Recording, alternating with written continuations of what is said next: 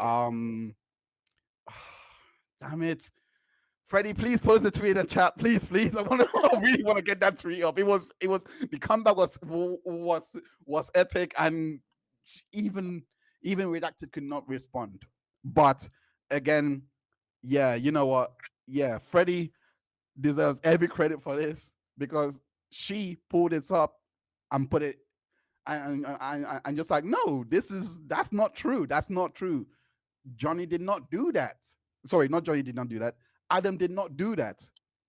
Right. So we're gonna play it here. You see that? Well, before you go there, Mr. Waldman, I asked you a question. I just read that and said, do you see that? Can you answer that question? I thought I answered yes, but yes, ma'am. Okay, thank you very much. And is that an accurate statement? No. What is inaccurate about it? It says it was Adam Waldman who first contacted Rolling Stone. That's incorrect. What is correct? What is correct is that I was not the first to contact Rolling Stone. Who first contacted Rolling Stone? Mr. Depp. I'm going to ask the question, notwithstanding. Oh, chuckle. Right. So Too much.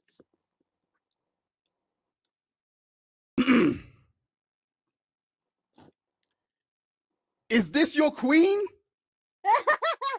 Is this your queen? Is that your queen? Oh, go back to that tweet. I need to see what else she said. Okay, so yeah, it started with the Guardian. No, it wasn't Tatiana Single. My bad. Tatiana Single wrote in December of 2020. So damn it, are you really gonna do this?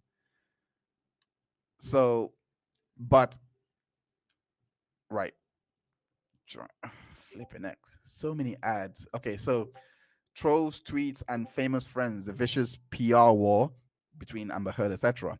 So this was July 2020. That this was first actually started, and this was during the so this was when it all, so to speak, started. It says her side has now alleged that was a phalanx of cyberbots. Again, this is key because you wanna know why? It says it was a phalanx of cyberbots edited video clips and dubious Twitter accounts. It's all hallmark of public relations search. If it is, then it may be the biggest attempt to shore up high profile reputation. This weekend reports by Bot Sentinel, a group that uses artificial intelligence to detect and track trollbots allegedly on Twitter accounts, has made public that exposes the use of autonomous bots, which phrase fire her rolls backlit black displays. But simply put, before Botometer, it was Bot Sentinel. And the reason why Bot Sentinel is not named in that podcast whatsoever is because Christopher Boozy has been embarrassed in the worst way possible by Twitter, by everyone online. He has been he has been showed to be a fraud, and to be honest, he hasn't surfaced since. I haven't seen him since. And he's kind of on, not on the fly, but kind of where I cover the things that I wouldn't really go into like legally or anything like that, where on the Himes report is just basically, going into the legal stuff, doing more of a deep dive legally, and so this one is kind of where I get to sit back and talk with you guys, on some of the things that I've seen but didn't cover on the channel, or couldn't cover on the channel. So that's what this show is essentially about.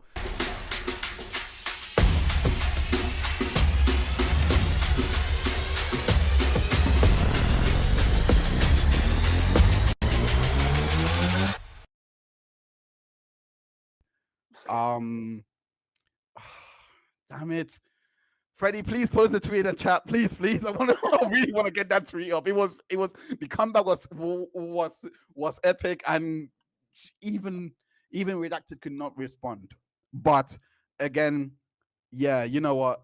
Yeah, Freddie deserves every credit for this because she pulled this up and put it and just like, no, that's not true. That's not true. Johnny did not do that. Sorry, not Johnny did not do that. Adam did not do that. Right. So we're gonna play it here. You see that? Well, before you go there, Mr. Waldman, I asked you a question. I just read that and said, do you see that? Can you answer that question? I thought I answered yes, but yes, ma'am. Okay, thank you very much. And is that an accurate statement? No. What is inaccurate about it? It says it was Adam Waldman who first contacted Rolling Stone. That's incorrect. What is correct? What is correct is that I was not the first to contact Rolling Stone. Who first contacted Rolling Stone? Mr. Depp. I'm going to ask the question, notwithstanding. Oh, chuckle. Right. So Too much.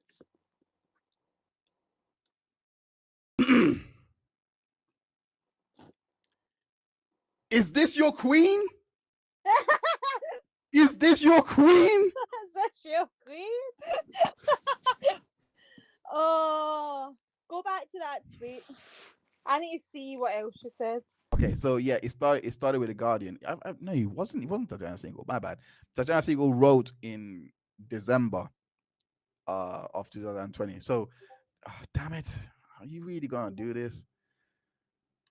So, but right, flipping it. So many ads. Okay, so trolls, tweets, and famous friends. The vicious PR war between Amber Heard, etc. So this was July 2020. That this was first actually started, and this was during the so this was when it all, so to speak, started. It says her side has now alleged that was a phalanx of cyberbots. Again, this is key because you wanna know why? It says it was a phalanx of cyberbots edited video clips and dubious Twitter accounts. It's all hallmark of public relations search. If it is, then it may be the biggest attempt to shore up high profile reputation. This weekend reports by Bot Sentinel, a group that uses artificial intelligence to detect and track trollbots allegedly on Twitter accounts, has made public that exposes the use of autonomous bots, which phrase fire her roles backlit. But simply put, before Botometer, it was Bot Sentinel. And the reason why Bot Sentinel is not named in that podcast whatsoever is because Christopher Boozy has been embarrassed in the worst way possible by Twitter, by everyone online. He has been he has been showed to be a fraud, and to be honest, he hasn't surfaced since. I haven't seen him since. And he's kind of on, not on the fly, but kind of where I cover the things that I wouldn't really go into like legally or anything like that, where on the Himes Report is just basically, you know, going into the legal stuff, doing more of a deep dive legally, and you know, so this one is kind of where I get to sit back and talk with you guys, you know, on some of the things that I've seen but didn't cover on the channel, or couldn't cover on the channel. So that's what this show is essentially about.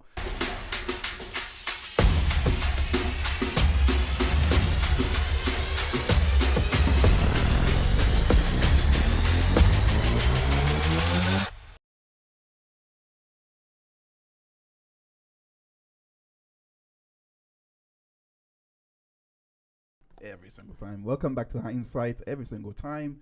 This is episode 4, and yes, we are going to be talking. This is kind of the concluding part of, well, can I call it debunking? Well, that is what I aim to do with this particular episode, because the last episode of the Tortoise Media investigation into the whole Amber Heard and Johnny Depp, well, they don't really claim to be investigating the trial in of itself, but essentially speaking, they are basically talking about the verdict. And the main reason why I wanted to do this was because there has been so much positive push in favor of Amber Heard since the trial had ended in June 1st, 2022.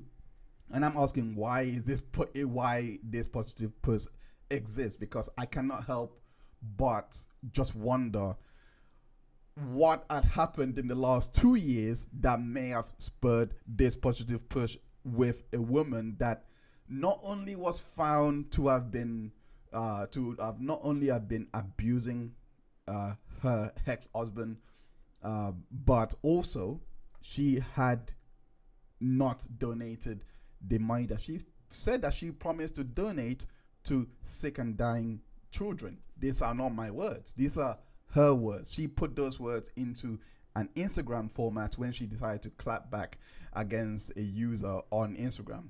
So we're going to go through all of this and a lot more on this stream to basically bring this series to a close. So without further ado, let's begin. Let's begin.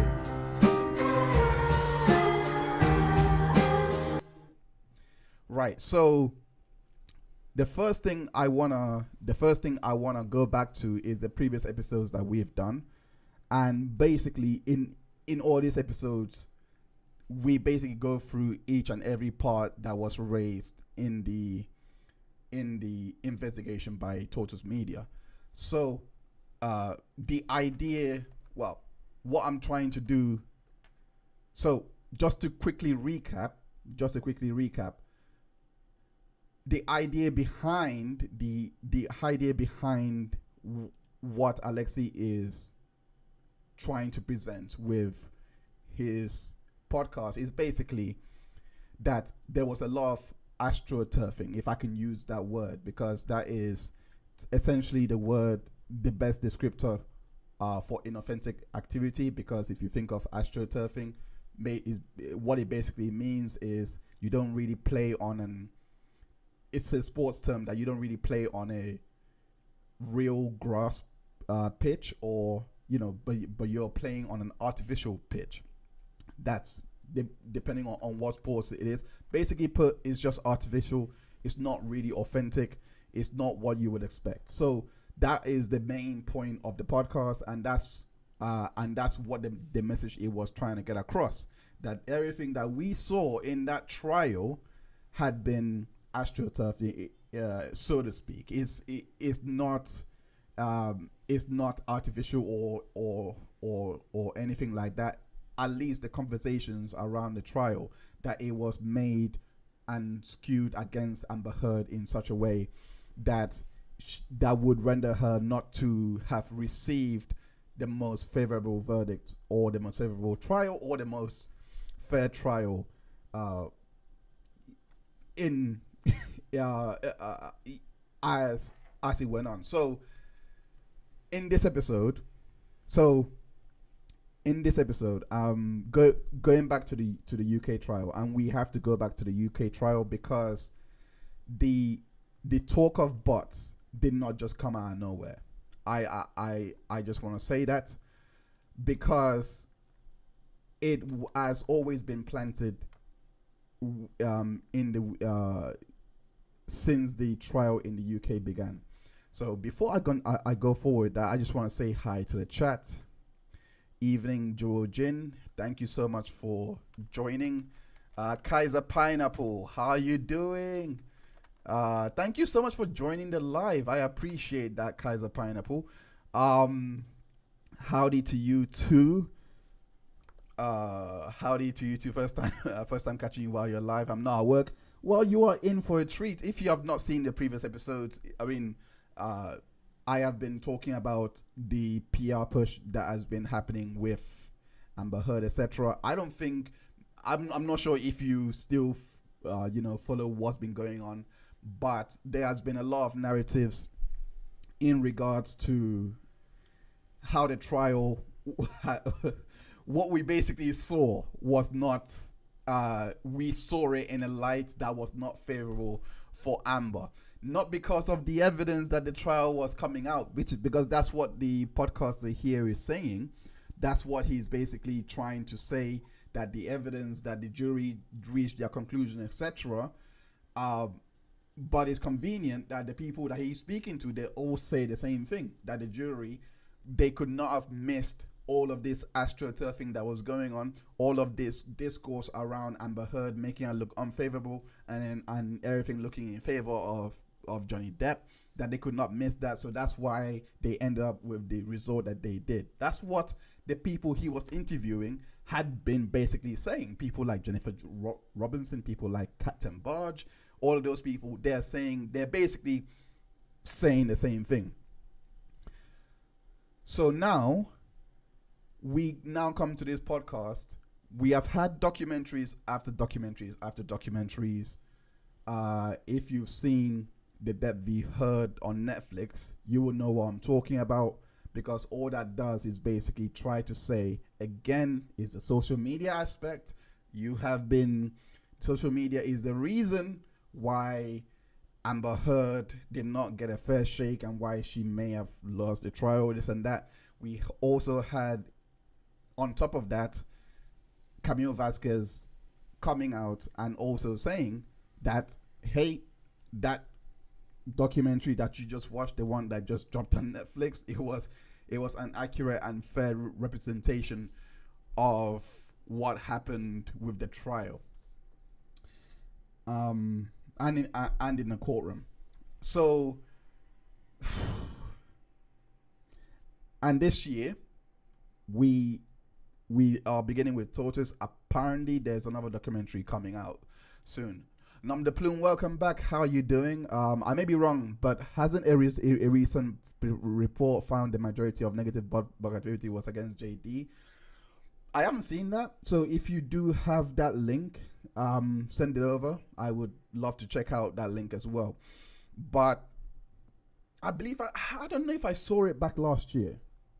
No.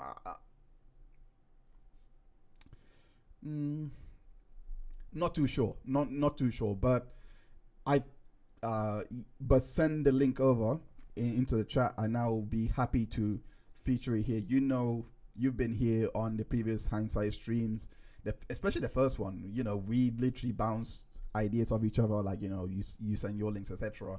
So we can do that again here, because that's the point of this stream. Kaiser Pineapple says, all Hollywood stuff is all of my wheelhouse. Well, strap in then. This one is kind of, because obviously the trial is done. So I don't know why this, well, I do know to a certain extent, but I don't know why this exact person, because everything that came out in trial is going to be very difficult to rub that stain off somebody, which is why I believe this is a PR push. One thing I must make I must be clear, because there are so many things that come into people's heads, right? When someone mentions PR. When someone says PR, many people think of many things. But what exactly is PR?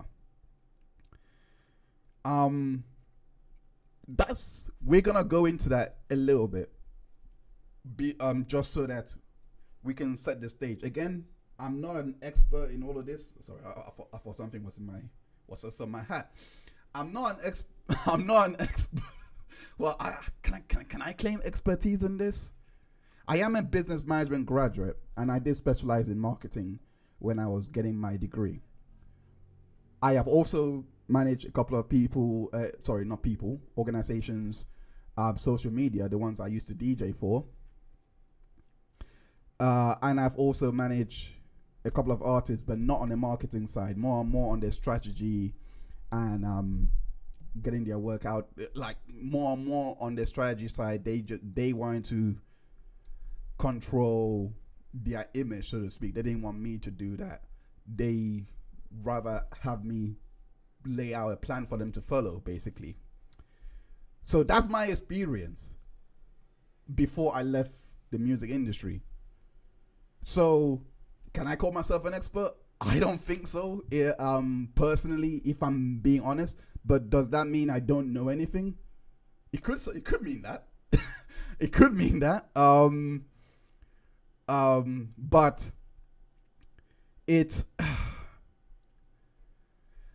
tricky because I just want to talk to you guys and not make it seem as if I have an authority on the subject. Is probably the best way I can actually put it, right? So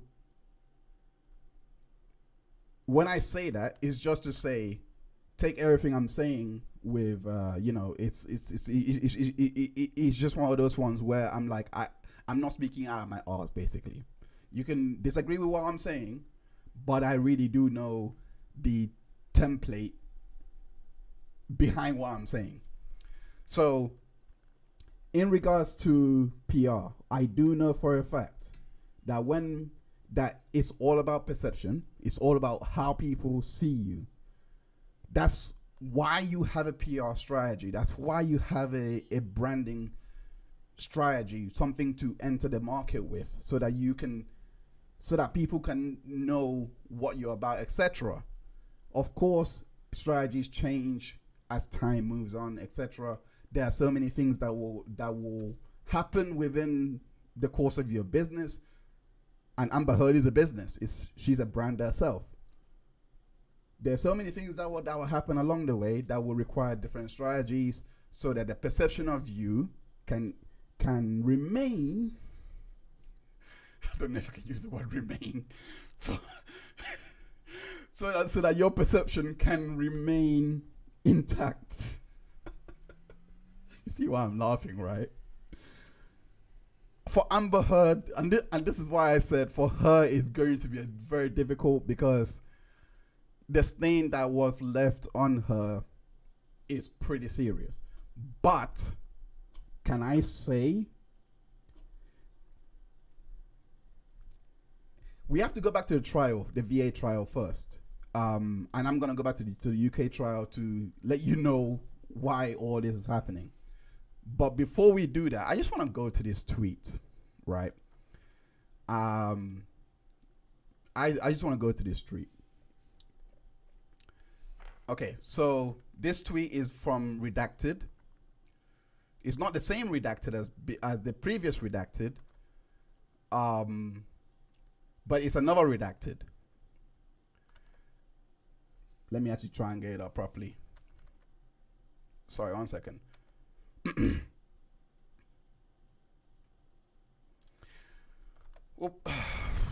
Sorry, 1 second. Right, so let's see how it looks like on this one here. Oh, it's still the same thing. Okay, so let me try it this way.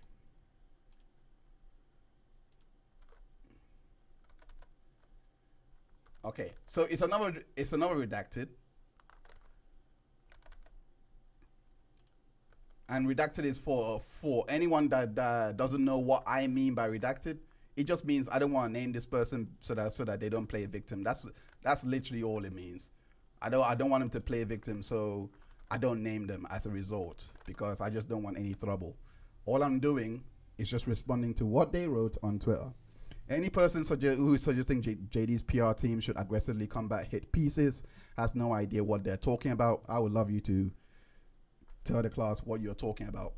If you have noticed, JD's team responded to Loda's accusations, which led to 10 times additional hit pieces, and will continue for at least another 3 to 4 days. This is going into Lola, forgot her name, Gabiadine, I don't know. I can't remember her last name. I do apologize for that. But we covered it on episode 3. The truth is, JD also posted a tweet on on Instagram something that was supposed to be a gag, and that was blasted. He didn't respond to anything. He just posted something on Instagram that was blasted. That's not how it works, my guy. Just saying. That's not how it works. I have told you before, so let me repeat. Depp will never be a corporate media darling ever again. Hold on to this. No matter what he does, ignore and watch these hippies fall into an abyss. If you want an example, look at Musk. He's targeted to, but does it stick? Nope. The goal should be to keep out of the news cycle, let its works and movies build a narrative. The last part, I don't disagree with. However, and this is a massive key part in any PR strategy, because we're going to go in, because the main question, the follow-up question on after I've shown you on here why the PR in regards to Amber Heard is dangerous, is also going to be trying to answer the question, does Depp need a PR team? So when I read this tweet here, the first thing I'm looking at is, well, for one, let me repeat again, because he says, let me repeat. So there's a lot of authority with this. He will never be a corporate media darling. That's not why you have PR, to be a corporate media darling. And I know what he means. So I'm going to say what I believe he means, because what I believe he means is the corporate Hollywood machine, etc., will not look at him favorably. That does not mean that the truth is, depending on how Depp handles this PR moment that he's actually in, depending on how he navigates this, could bring out a few possibilities. One, his contacts for his company, Infinitum Nihil, could be severely hampered. That's really key. He may not want to be, because, again, you probably know Depp more than I do. Redacted probably knows Depp more than I do. Redacted number 2 might know Depp even more, because we know that she co-signed this one. So Redacted 1 and Redacted 2, they're all in agreement. I'm not gonna show Redacted 2 so that I don't get told that I am harassing somebody. But the point is, in regards to his company Infinitum Now, which is his independent production company, he still needs people to work with him. How he navigates and goes through all of this is key and crucial to getting actors to come and act for his projects. We know that Modi is in production. We saw Gal Gadot, I believe, and also Jason Momoa, all are casted in that. For his future productions, should it continue this way, what are the odds that will continue? Let's say he does nothing and just does not respond whatsoever. The hit pieces come on. What would be the perception of Depp in 5 years' time, 10 years' time?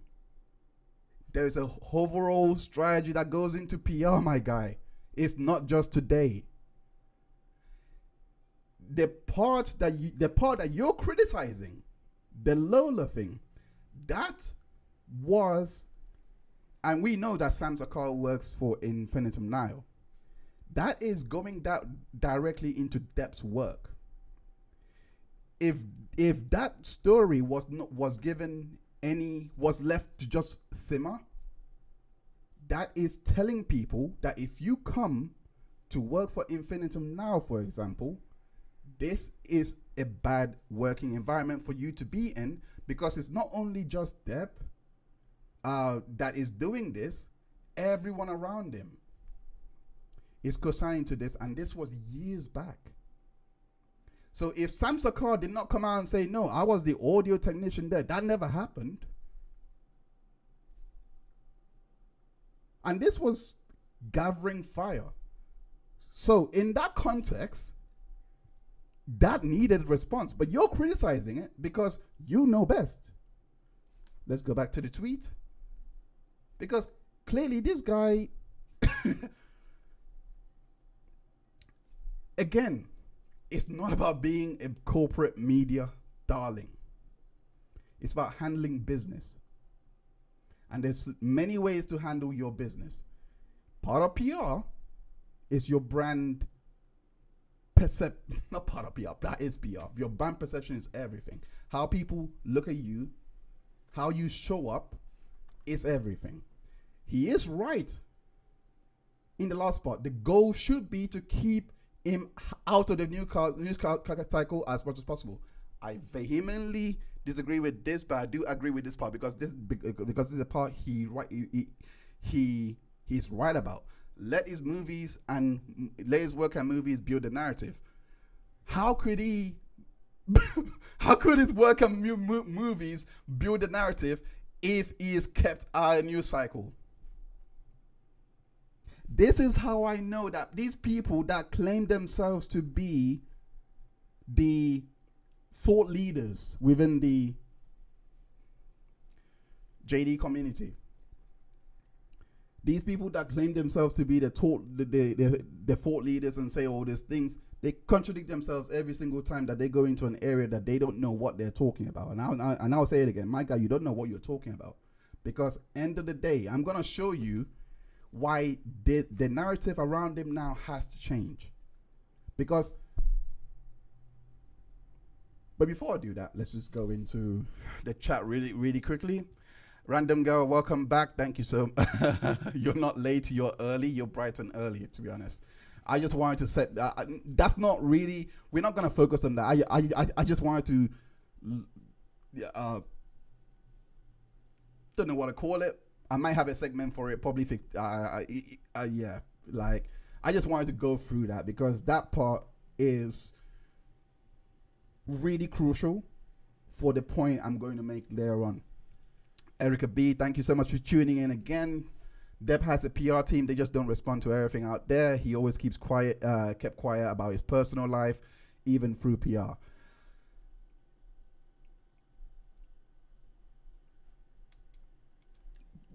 Don't agree, because if he did, he wouldn't have done the GQ interview, which we're gonna get to, but he wouldn't have done it. He wouldn't have done it to say, I went to Rolling Stone to try and, because he trusted the writer because of Hunter S. Thompson. He would not have done that if he really does want to keep his private life private. I think I'm not gonna disagree with you though. I think at one point when he was when he was with Vanessa Paradis from 2000, I believe, onwards, I believe that would be the case. I believe that was actually the case. Something has happened over the years that makes me believe, this is just my opinion, that has changed.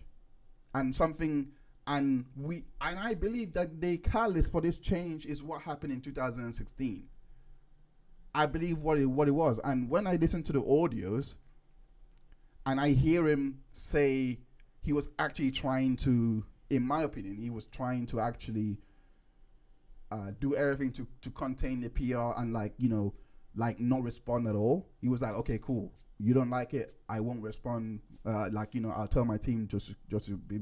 We heard it in the audios, and I feel that even despite that, and to see the Sun, to see all of the things, all of those things gone up. Because if you guys have not read the Sun article, Dan Wootton was not calling back articles from 2016. He was making these points as if he was being fed by Amber Heard. So anyone reading that might think, hey, why is this still happening? Why is she still talking about me? And that may have been the catalyst for be like, you know what, I need to respond to this. Who knows? Who knows? I'm not Depp. I'm just going by what I see. But you could be right. You could be right. Hey JH, how you doing? First, which I never gonna forget you. Nom de Plume says JD's PR team responses are dignified, often so much more poignant when little or nothing is said. That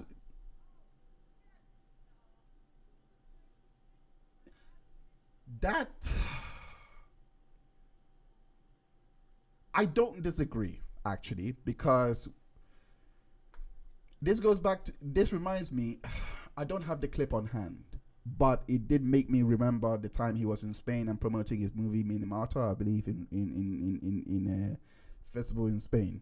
And this was after UK lost. The way that was handled there, I think would make my point for me, but I did not, in regards to his responses being dignified, because end of the day, I'm not saying that Depp responds to everything, but I am saying to go for a stance that is no response whatsoever is not really the best of responses.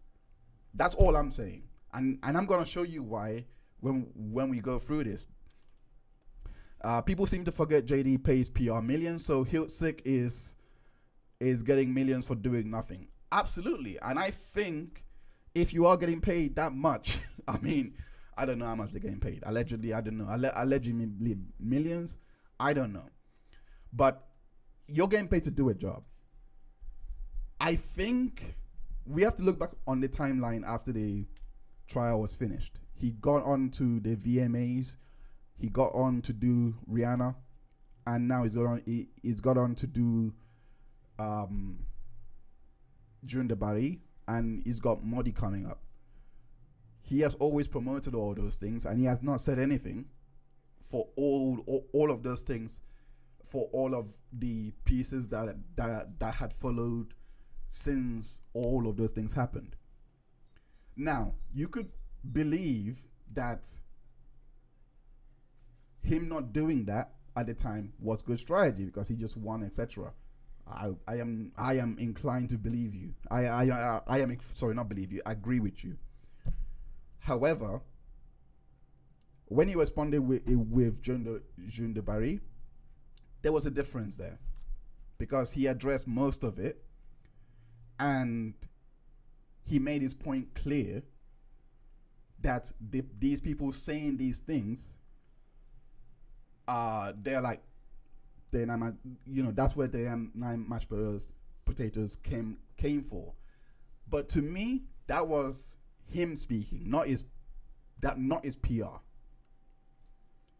His PR would not I don't think his PR wants him to speak at all, and that's what I disagree with. So I'm asking so part of this is asking the question: does he need the PR? Because there's so many strategies to employ, but the amping of the hit pieces that we are told to ignore. I'm gonna show why it's dangerous in a bit, because it's now going into the point that even people are now never mind. Maybe his PR is doing a grey rock approach that's used against Knox. Thank you, Sir Duff. Thank you and welcome once again.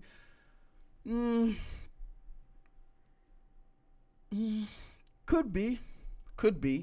But I do think, again, it's one of these ones where how do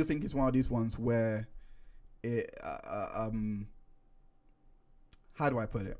It's one of these ones where we have to understand one thing. We still have a lot to get through, and I still haven't laid my foundation to why I'm going through all of this. So let's go back to the UK for a bit, because the most important part is that this podcast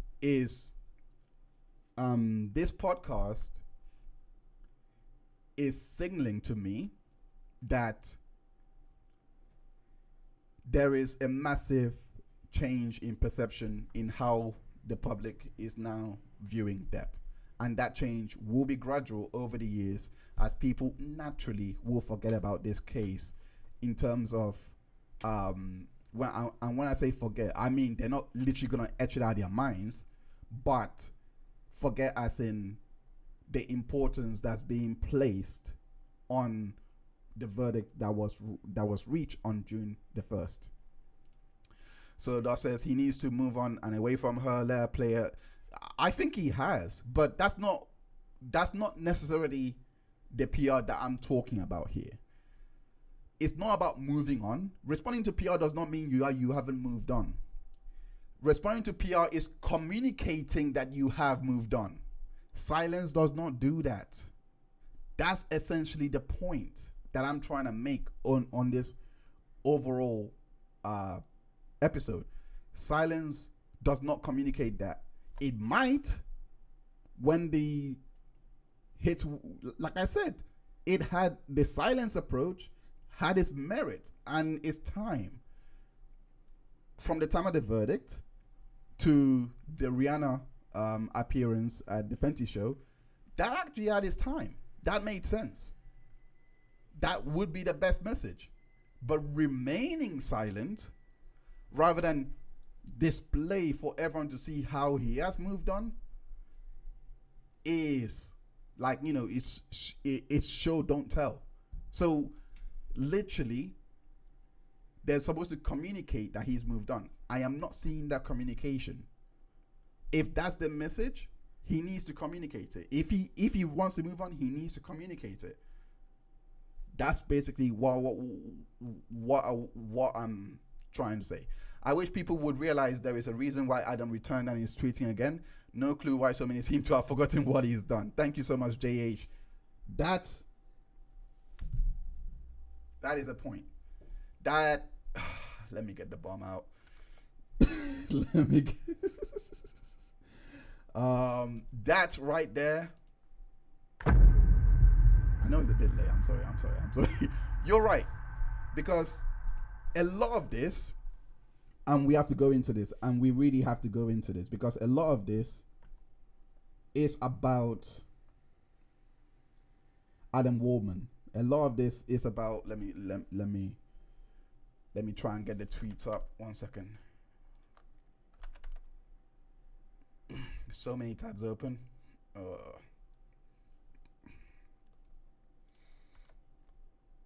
sorry about this, guys.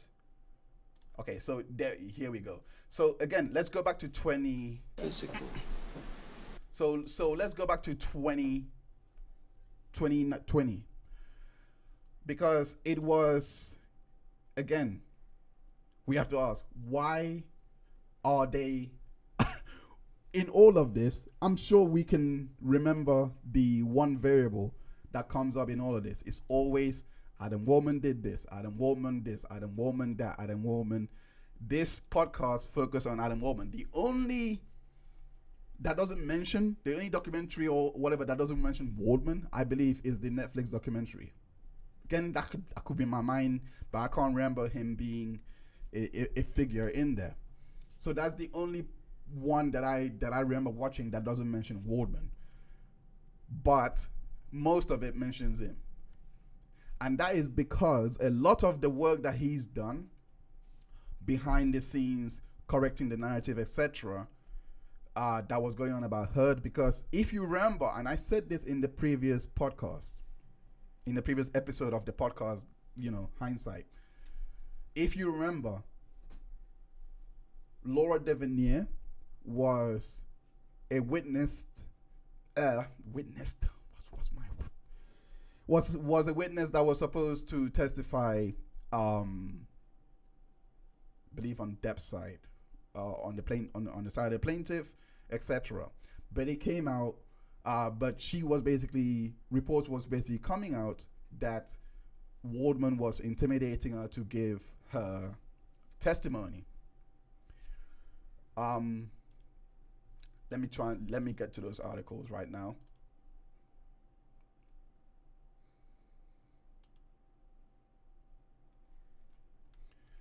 So it's gonna be a bit long-winded, so bear with me here. it's gonna be this part is gonna be a bit of a long-winded explanation, but I promise this is going to lead somewhere, and it will. Trust me on this one. So, not sure if you can see that. So it says here. Oh, there we go. All right, there we go. All fixed. It says here, woman claiming to be Amber Heard's injury was allegedly attacked after she was attacked, etc. That was the headline. They go into what she was saying in the court, etc. That was one of the articles. One second, let me try and find. Okay, now where is it? Sorry guys, I'm trying to. So many tabs open. I'm sorry.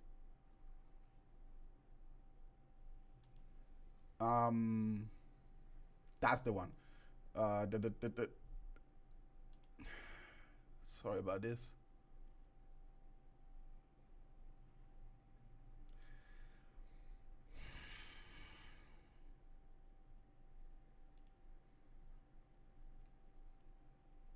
Damn, all of this needed refreshing, but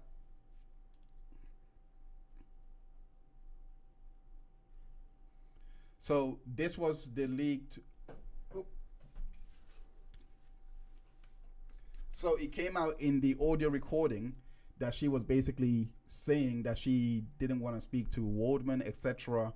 And she was, and this came up. This recording was being played in court.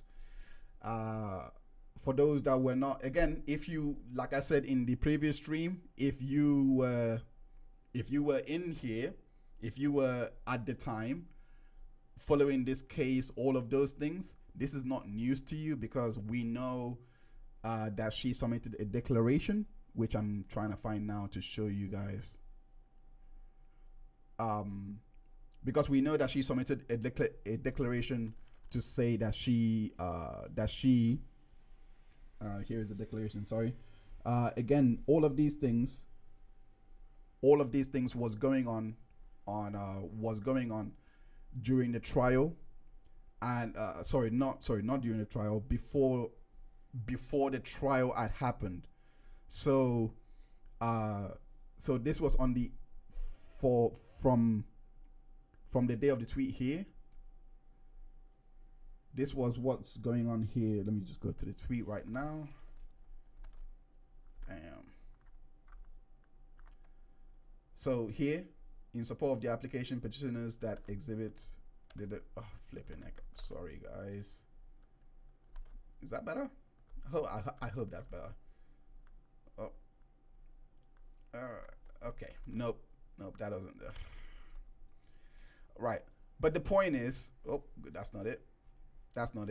But the point is, tweets like this, and I'm going through this. I could have gone through the official court document to show you what I'm talking about.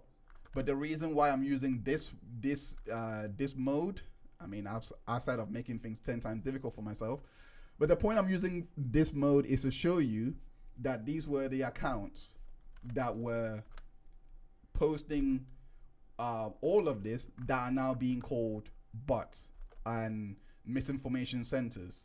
This was actually an actual declaration that was handed in to say that she did not consent to this, because it says right here, I have never consented, because it says right here, I have never consented to the recording of any conversations between myself and Miss Heard, nor was I ever asked by Miss Heard if I would permit her to record a conversation between us.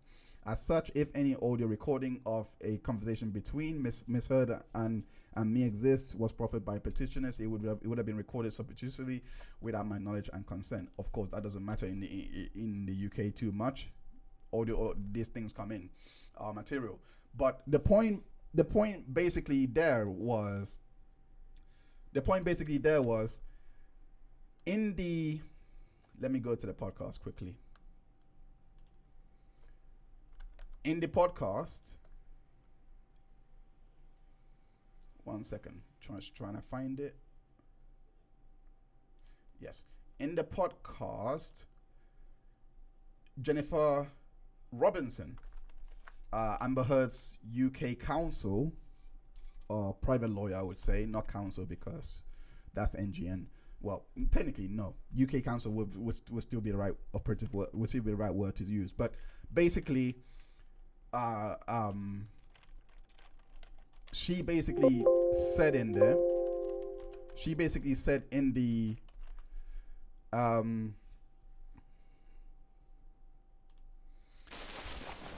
let me get it up. Okay. So basically, in that podcast, Many hold most responsible. So basically, she basically said in this podcast that Adam Waldman was basically attacking witnesses, etc. Hold up. Just trying to find it now. Damn it.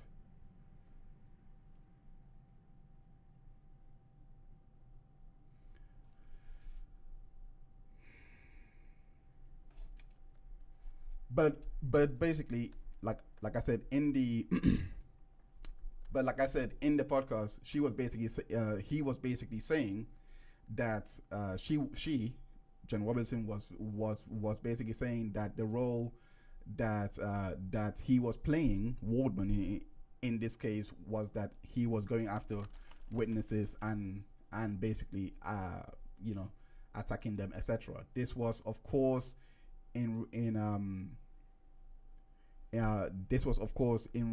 reference to Laura Definier. I cannot find the timestamp because I did not write it down, stupidly enough. But you have to kind of trust me, bro, on this one. This is the only time I'm gonna ask it for this stream, because everything else that I'm gonna say here on is basically I have profit for. I just forgot to write down when that was supposed to happen. Damn, so that I can play it for you so that you know that it's in the podcast, etc. But essentially, she was making those tweets. In fact, I think Adam even tweeted lately where she made a tweet saying in regards to him doing this, and he responded saying with the same things that he was saying in 2020, which I'm gonna show you now. So basically,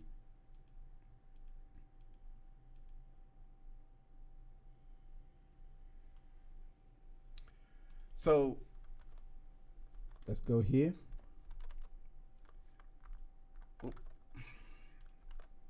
Apologies for this. Okay, so this is the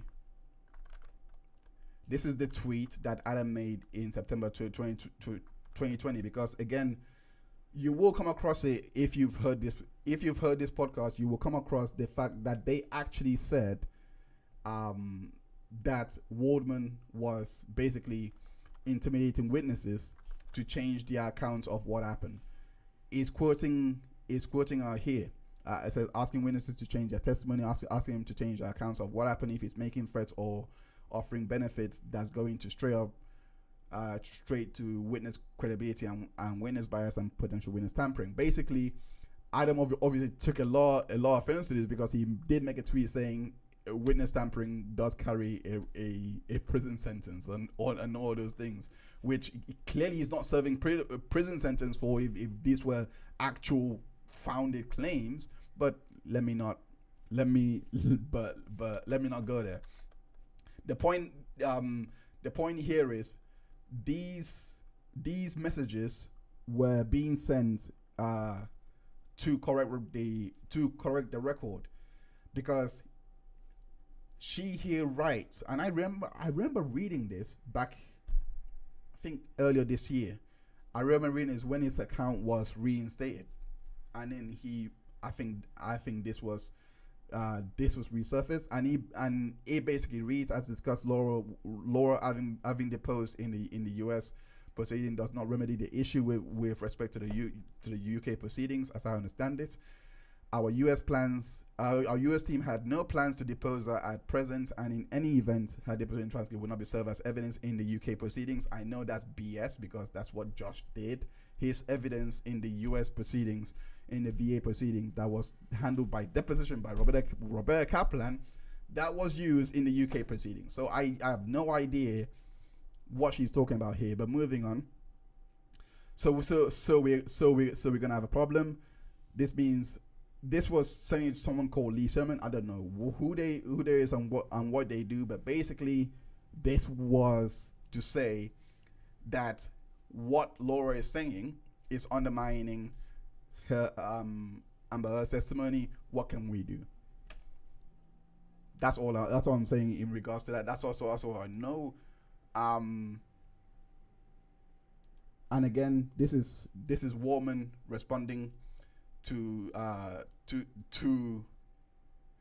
it says, if you're going to forcefully accuse me of witness tampering open call, make sure that message like this do not exist. And this is one of the messages. This is one of the messages that he says. And remember going back to what the declaration wrote, or what was mentioned in the declaration. Remember paragraph 5. Basically said that she didn't consent to the recordings, or say what the recordings is. Lee, I believe, is okay now. Just seeing is Lee would be the lawyer for Laura Definier, or Laura Definier's counsel, basically.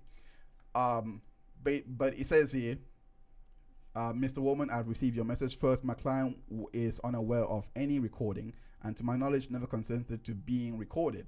So as far as I'm concerned, any such recording, if indeed there is one of my client, will be in violation of the California Penal Code. Of course, it doesn't really come over here, but it would be for the US case. Secondly, I previously advised for counsel for the son that she had opportunity to make changes to our declaration, and that the matter stated in our declaration were true and correct to the best of our knowledge. What this is essentially Lee saying, no, everything she said is true. There is nothing here going on that would be witness tampering, so to speak. Jennifer Robinson knows this because this clearly exists, but she still goes out there even in 2024 maybe saying that the podcast was recorded in 2023. Let's say that that's when she made those statements. She basically said that he was still harassing witnesses. The credibility meter is already going down, but but already this is a red flag for me, because if I'm looking back into the UK case and I'm seeing that Waldman was tweeting things like this, is going to change one's mind, or at least cause a bit of doubt. But that's why, and I believe this is why, they don't mention the media connections or what the media reporting was like in social. You would think, and this, and I want to make this point quickly, you would think that a podcast that is talking about how social media influence the judgment, you would think that they would make a juxtaposition on how it didn't play a part in the in the UK case. You would think that would be the case, that they would at least compare the two and be like, there was no social media in the UK. There was nothing like that present in the UK, but it was amplified more in the US. Amber won there. So there's a reason why they don't call this to memory. It's because things like this exist. And also during the UK, we found headlines like this that we never heard in the VA. Let me just go to it. It says here, Johnny Depp had list of insults of Johnny Depp had list of insults. Sorry. There, let me just try and. Okay. Okay. So Johnny Depp, for Amber's co-stars, he accused her of having an affair, including Leo Pumpkinhead and DiCaprio, Potato Head Tatum, and Jim Turd Sturgis. So we were hearing her give these testimonies in the UK court. We never heard this in the US court.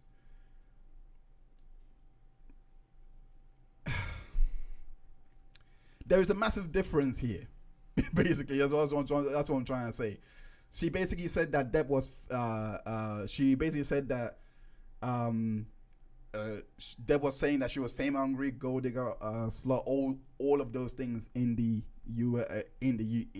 UK courts. That's what she was basically saying, and these were the headlines that was going on. So we did not get those name drops in the US, but we got the jealousy was part of it, the possessive was part of it. That was all there, demeaning, etc. So those things were going on. So you see, like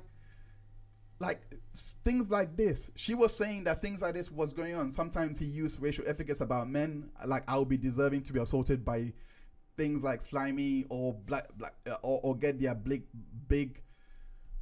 Like you listen. I like I even remember her making, racial, again, for black people, like how you want to have a black man run a train through you. But we never heard of this in the US case. Again, you gotta wonder why. Moving on from this one. This one is the most telling one. Because it says right here, Amber Heard describes the moment she would die. Oh, let me just get rid of this. She would die when, the moment she feared she would die, when Johnny Depp throttled her, saying, "I'm gonna kill you and I'll F your corpse." That's basically what he said here. Amber Heard feared she would perish in an attack by Johnny Depp, where he told her, "I'm going to effing kill you and I'll F your corpse." Did we hear this in the US case? Things like this is the reason why there was no mention of what was going on in the UK media scene. Forget social media, just the media scene, because they like to say that in the US media scene, he had right-wing, like the Daily Wire, etc. Because I've seen quite a few YouTubers say these things, and I've seen it repeated by some outlets, that is by Taylor Lorenz, etc. That right-wing, etc. All of those people were supporting Depp. Now, there was no mention of that. There was no mention of any media, anything like that for the UK case when doing these investigations. Again, you gotta wonder why. Let me just so now, when did the bot activity come into play? That is the most important question here. Because the first time, as we said in the previous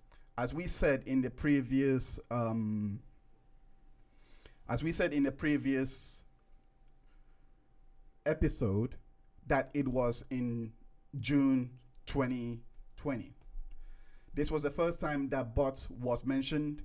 We talked about it in regards to Bot Sentinel being quoted as the bots that was mentioned. Again, the same thing that we just drew parallel with, with in regards to the lack of mention of Bot Sentinel's existence in this new investigation. Remember, Bot Sentinel was kind of central to anything Amber Heard. Rolling Stone ran with it.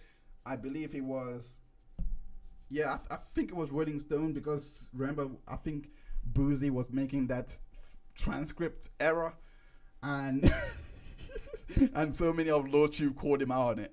That will still remain the most epic day that I've ever seen.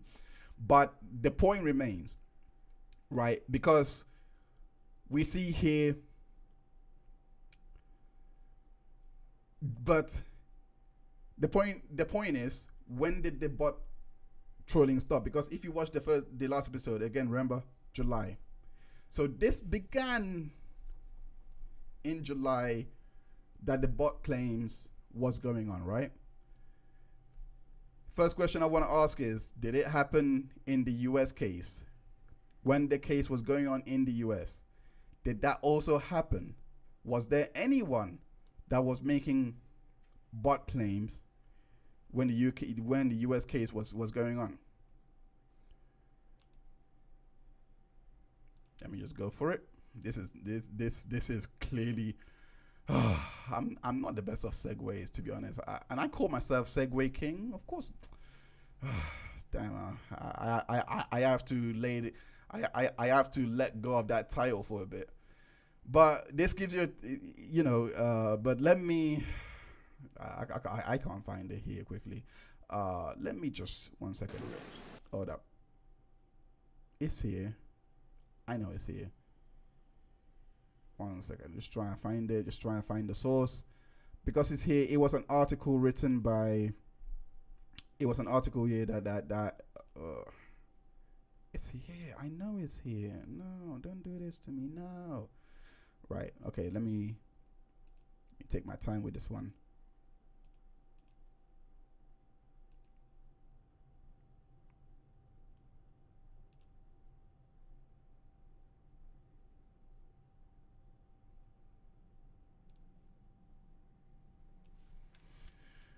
Okay. It seems like I may have closed the tab. Oh, okay, cool. Found it. Okay. Found it. But before I go there, let me just quickly read some of your chats out. Exactly. Alexis should be reminded that she really recorded. Yeah, but I think he knows. I just think that he's just being a corporate shill. And moving on, allegedly. Lou says, I can concentrate now. Finally, my boys go to bed. Let's go. Yes, Lou, welcome to the stream. Nice to see you again, once again. Solar Dove says, shows the difference between people being able to watch the system. It shows the difference between people being able to watch the system. I don't know what you're referring to, but please expand more on that one. Petra, welcome back, Petra. Hello, how you doing? Adam is tweeting again. Really? Yes. Jump on Twitter. Yes. He has got a new handle now, and he has been going off on the tweets. I think he has been making numerous. I will show them later on, in this episode. But he has been making a lot of tweets. What is Adam tweeting about in news? Is basically in regards to the podcast that I'm going through today. Basically showing how much it's just another drummed up propaganda machine. So that says that needs to change career to smart writer. That journalist needs to change career to smart writer. Couldn't agree. I don't know which journalist you're referring to. But yeah, let me go back to the article here, because right here. Okay, so it says Johnny and Amber stands for real. May 3rd, 2022. Cruel taunts, slanderous comments, ugly death threats on social media have some wondering if the former couples or online supporters are human beings at all. So that was the framing by Tatiana Siegel. Oh, you really gonna paywall me now? No, I'm not gonna log in. No, give me a second. Let me just do what I always do to bypass all of these people. But basically, again, they laid the seeds in the UK case. That has to be said. They laid the seeds in the UK case. They laid the seeds in the UK case where they were talking about the bots issue. And let me actually go to that just so that I can offer you a reminder.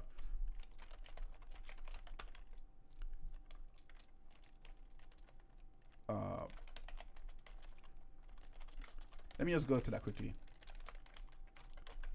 They lay the seeds in the UK case. Let me just quickly. Now,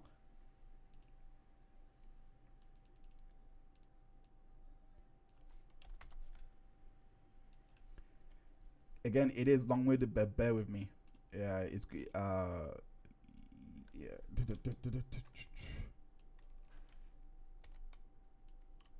Damn it.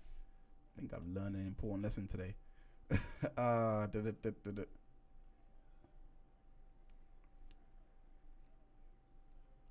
Hold on a second.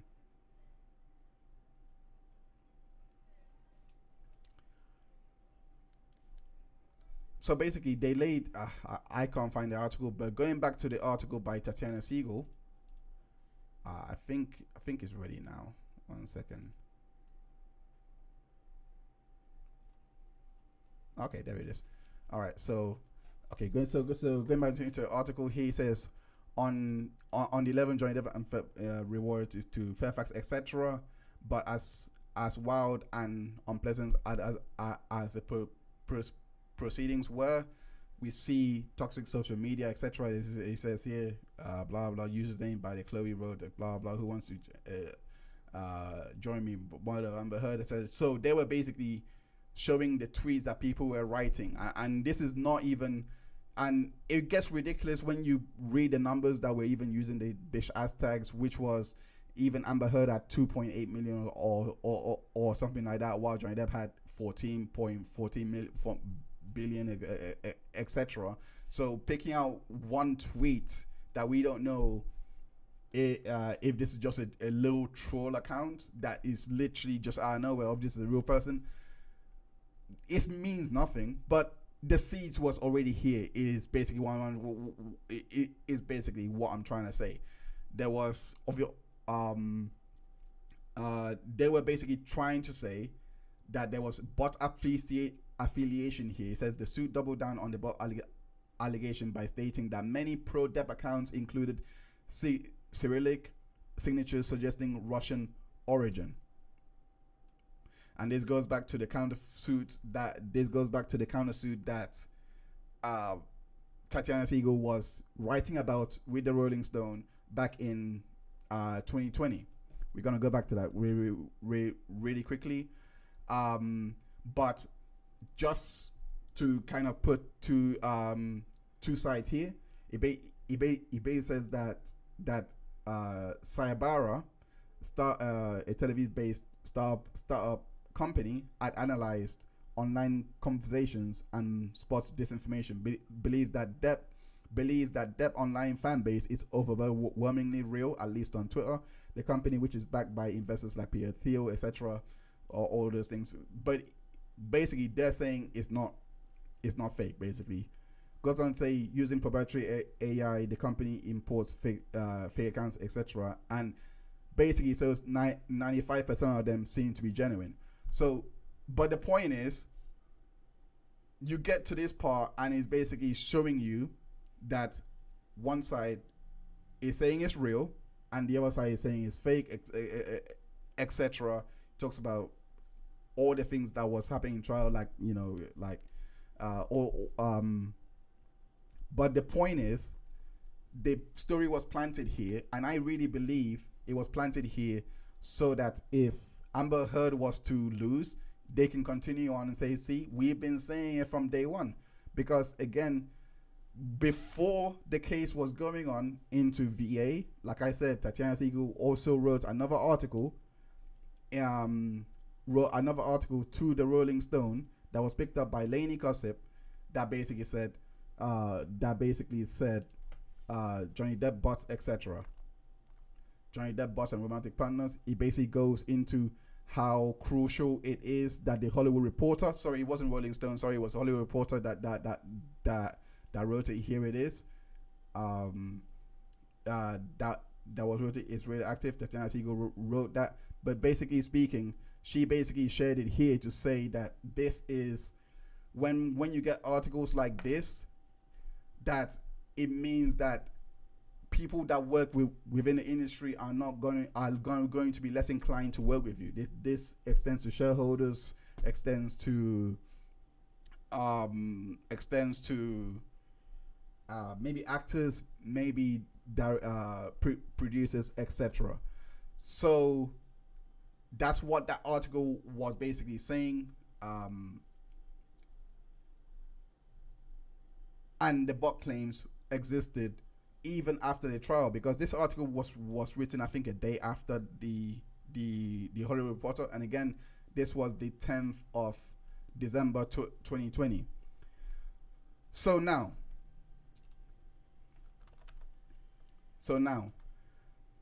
the question the question I gotta ask is, why is I don't let's just be clear. I don't think they don't care about the bots. They know that this is a wild goose chase. I think if you watch the previous episode, you know that this is basically going nowhere.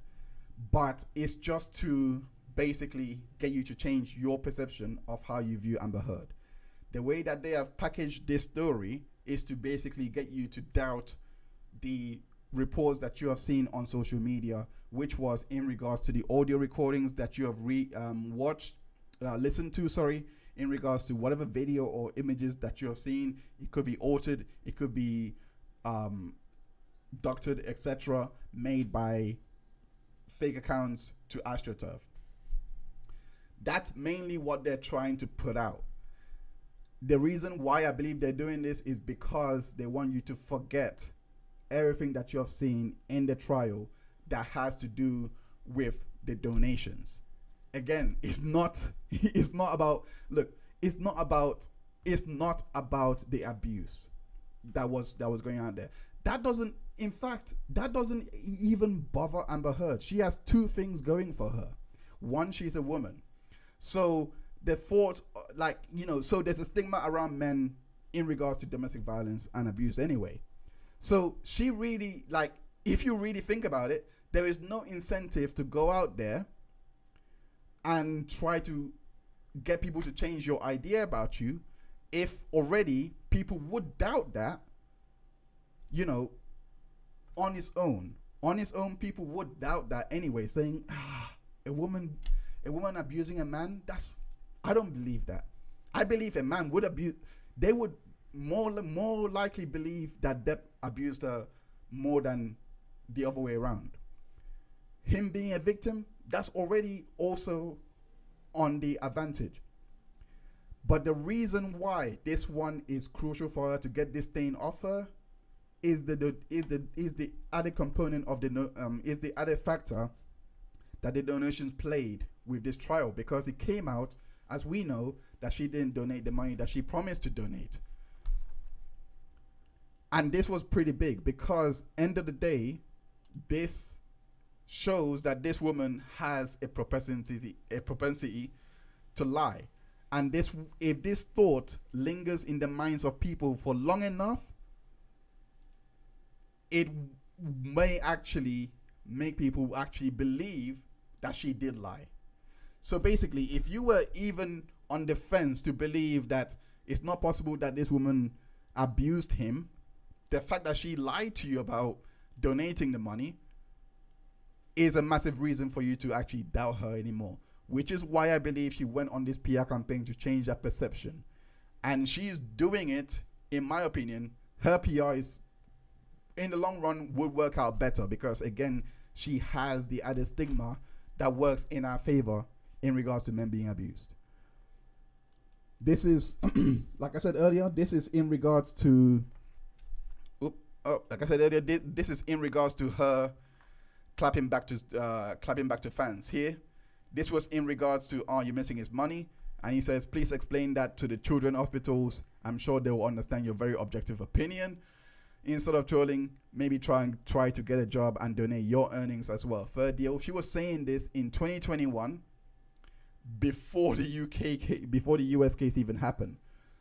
So again, they need you to forget this, because she really boasted about how she had donated this money, and it turned out that she didn't. So the podcast.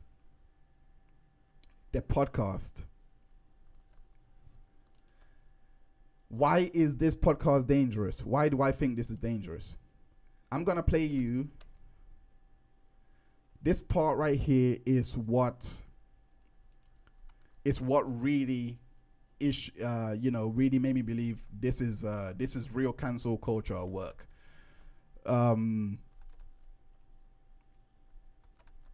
Because Alexis audio, let me just share it with you guys so you guys can see. Alexis audio basically says not that one. Alexis audio, basically. Let's go to it.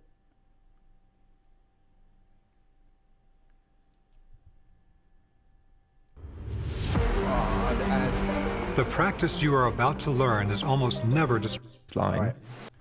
All right. So in here, this is why it's dangerous. One, is really misleading for the public because it's gonna do something. And I said it in the last stream. I said that this is practice. This is general practice for most journalists. They have to decide what angle they want to go down in. So they need to choose what bits of to bear in mind. The excerpt that you're about to hear in this investigation is only the excerpt that you're about to hear in this investigation, that the Tortoise Media episode 6, is an excerpt out of a 4-hour audio. For context, this audio is actually present on Court TV and has been made public on Court TV since July 20th, 2020. The audios were released on January 30th or 31st, not too sorry, it's a bit cold in here, not too sure, but they were already public knowledge. So the audios were released through Daily Mail first, and then Brian picked it up. We're gonna show you why this podcast is really banking on your ignorance, banking on your lack of knowledge on journalistic practices and what they are allowed to do, and you know what they're allowed to do, basically. Let's listen, and I hope you can hear it. I can't promise you that I'll be perfect. I can't Because but did say those words. get We must borrow from one another.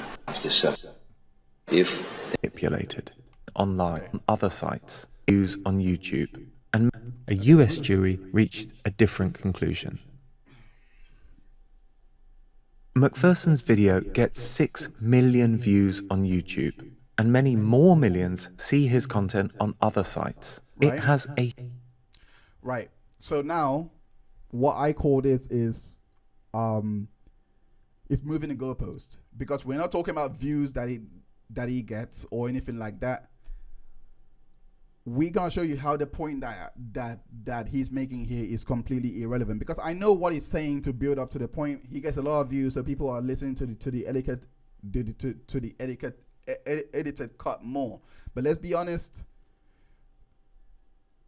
what does that mean for the people that listen to the Daily Mail? So, but I'm gonna let it play. huge impact on how Amber is seen online. But here's the thing. It was manipulated.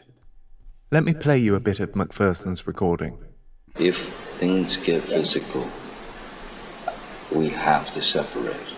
no, We have to be apart from one another. Whether You heard us say no, right? All right, let's get it's for fucking an hour or 10 hours or fucking a day, we must. There can be no physical violence. I can't promise you that I'll be perfect. I can't promise you I won't get physical again. Pretty damning, right?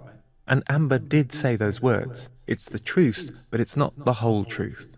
Because between Depp's line There can be no physical violence. and Amber's line, I can't promise you that I'll be perfect. I can't promise you I won't get physical again. there's 7 minutes of tape missing. We know this because a full version was released during the UK trial. In reality, this is how Amber responds to Depp. I Towards each agree other. about the physical violence. I agree about the physical violence. Why didn't, since he likes the completeness, why didn't he play the full? Moving on. But McPherson cuts that critical line. In his version, it seems like Depp is pleading for the violence to end, and Amber is saying as a direct reply, I can't promise it won't. There's something else too. Depp's words themselves are edited. He doesn't just say there can be no physical violence. There are 3 words missing. There can be no physical violence I towards each agree other. about the physical violence. There can be no physical violence towards each other. So now listen to the two versions side by side. This is McPherson's video. There can be no physical violence. I can't promise you that I'll be perfect. I can't promise you I won't get physical again. Whereas this is the real exchange. There can be no physical violence I towards each agree other. about the physical violence. Somewhere along the way, this very sensitive piece of evidence was altered in favor of Depp. People never. Right. Okay. So that's what he's saying, right? So let's go into the actual audio on Court TV, because the audio is actually out here. We have heard what Alexei monstrous. Like there's rotten bone and now there's monstrous. Okay. We've heard what Alexei had to say in regards to this. So let's go into the Daily Mail and see what they had to say in regards to this audio. Because I love you. So let's go here. It starts with here again. This is how this audio starts. And I do not.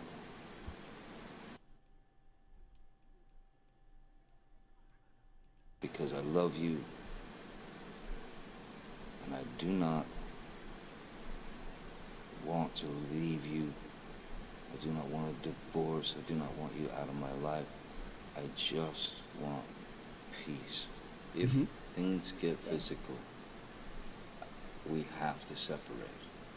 We have to be apart. Okay, so it says that if things get physical, we have to separate. We remember the no that she said, right? However, we now go into the Court TV. Sorry. Hold up.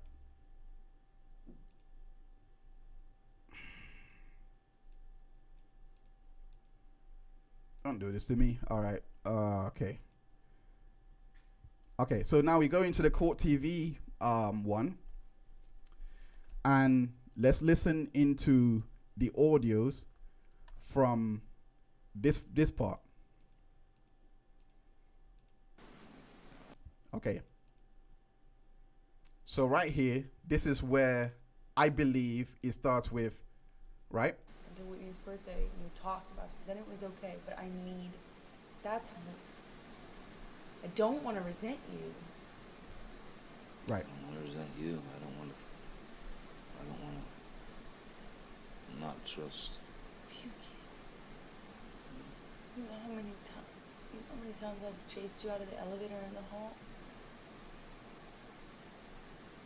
Gotta stop doing that. I'm not nitpicking. I don't mean to be focusing on something, but if it's a major thing to me, and it is a major. If things get physical, we have to separate. Wait a second. Remember when we listened to the Daily Mail bit, right? He doesn't start with that. We heard this audio from 10 minutes 20. We heard her say, I chased you down the elevator. And now he says, if things get physical, we have to separate. We have to be apart from one another. We have to be apart from one another. We heard that from the Daily Mail. We heard that as well from Brian's audio. We heard that as well in that Thoughts podcast. And he played us the fool, which he was right to do. We're going to play the fool right here so that you can also hear. It's for fucking an hour or 10 hours or fucking a day. We must. There can be no physical violence towards each other. I agree about the physical violence, but separating. For a day or night and taking a night off from our marriage. No. Right. So we obviously know why he didn't go into that, because of course he has a goal, which is to keep it as concise as possible. We know the constraints that comes into the media business. Let's not play around here. Let's not take the piss here. But we know that the Daily Mail, and I know his focus was not on the Daily Mail. I'm just giving you an example of where this editing claim that he's making to make Brian feel nefarious, because he said that Brian did not include Depp saying on each other. We're gonna go right here to this audio, because this is actually where the Daily Mail starts from. Idea of more physical.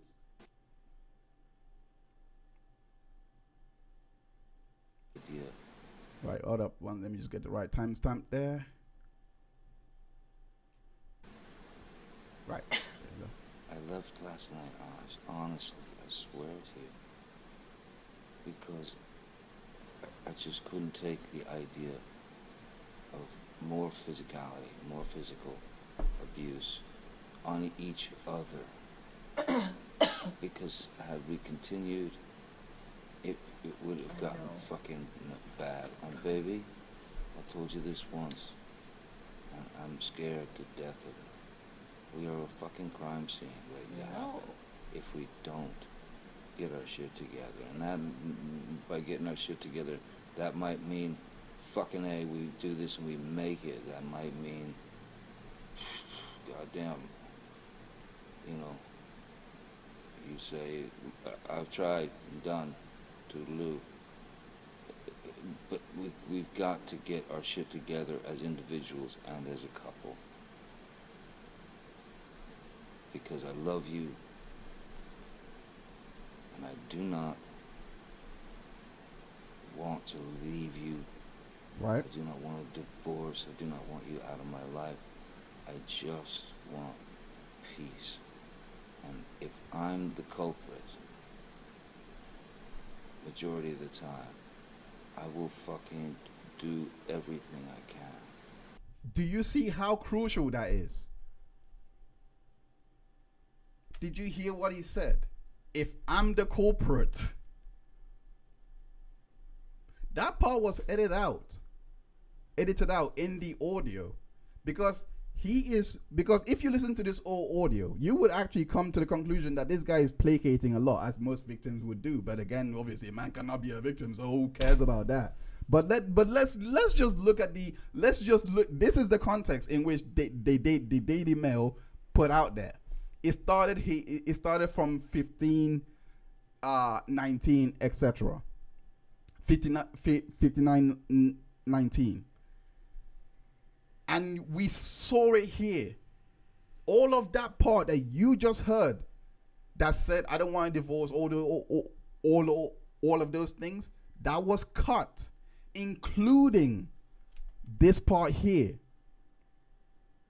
I'm going to play this part. Right. Including this part here. You know how many times I've chased you out of the elevator in the hall? She blatantly says here, I have chased you out of the elevator into the hole. Why was that not included? Why did we not see that with the Daily Mail? Again, you might say to yourself, "Oh, but Adam gave the audio to the Daily Mail. Of course, they're not gonna put. Of course, they are gonna. You know, of course, he's gonna have editorial control on what comes. Adam does not have that.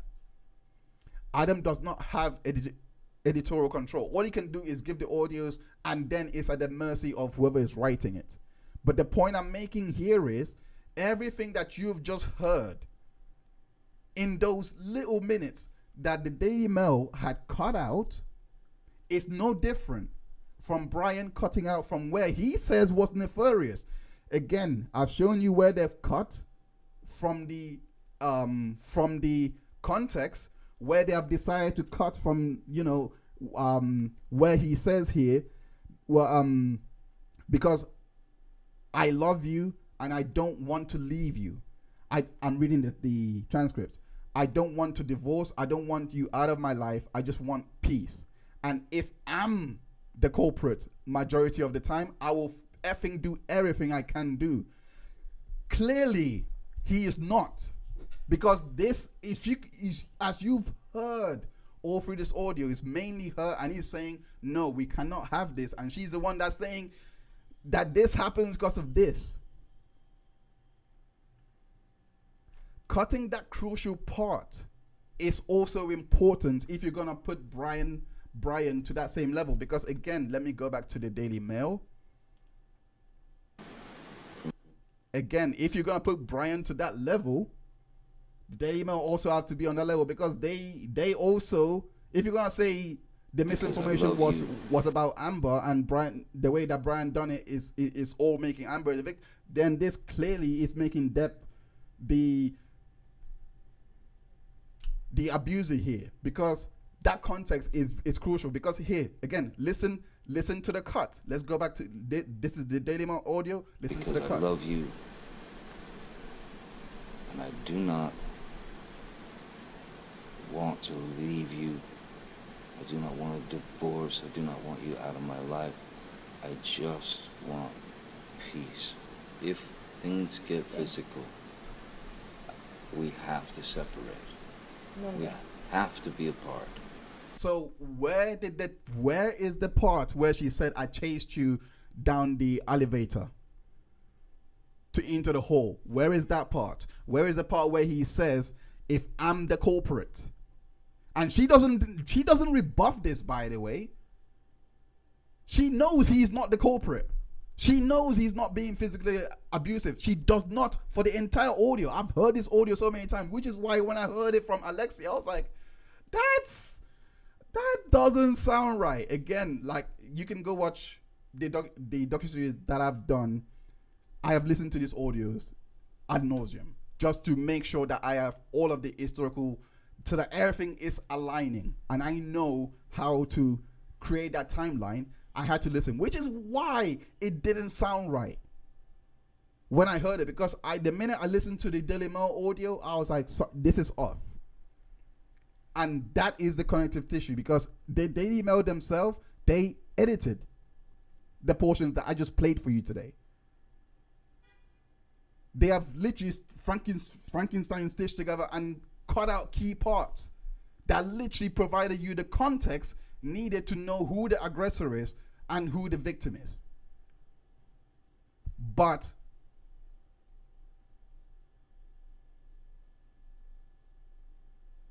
that was the first audio. This is the second audio. The second audio that was released was about her in regards to the punching, but this one is her basically saying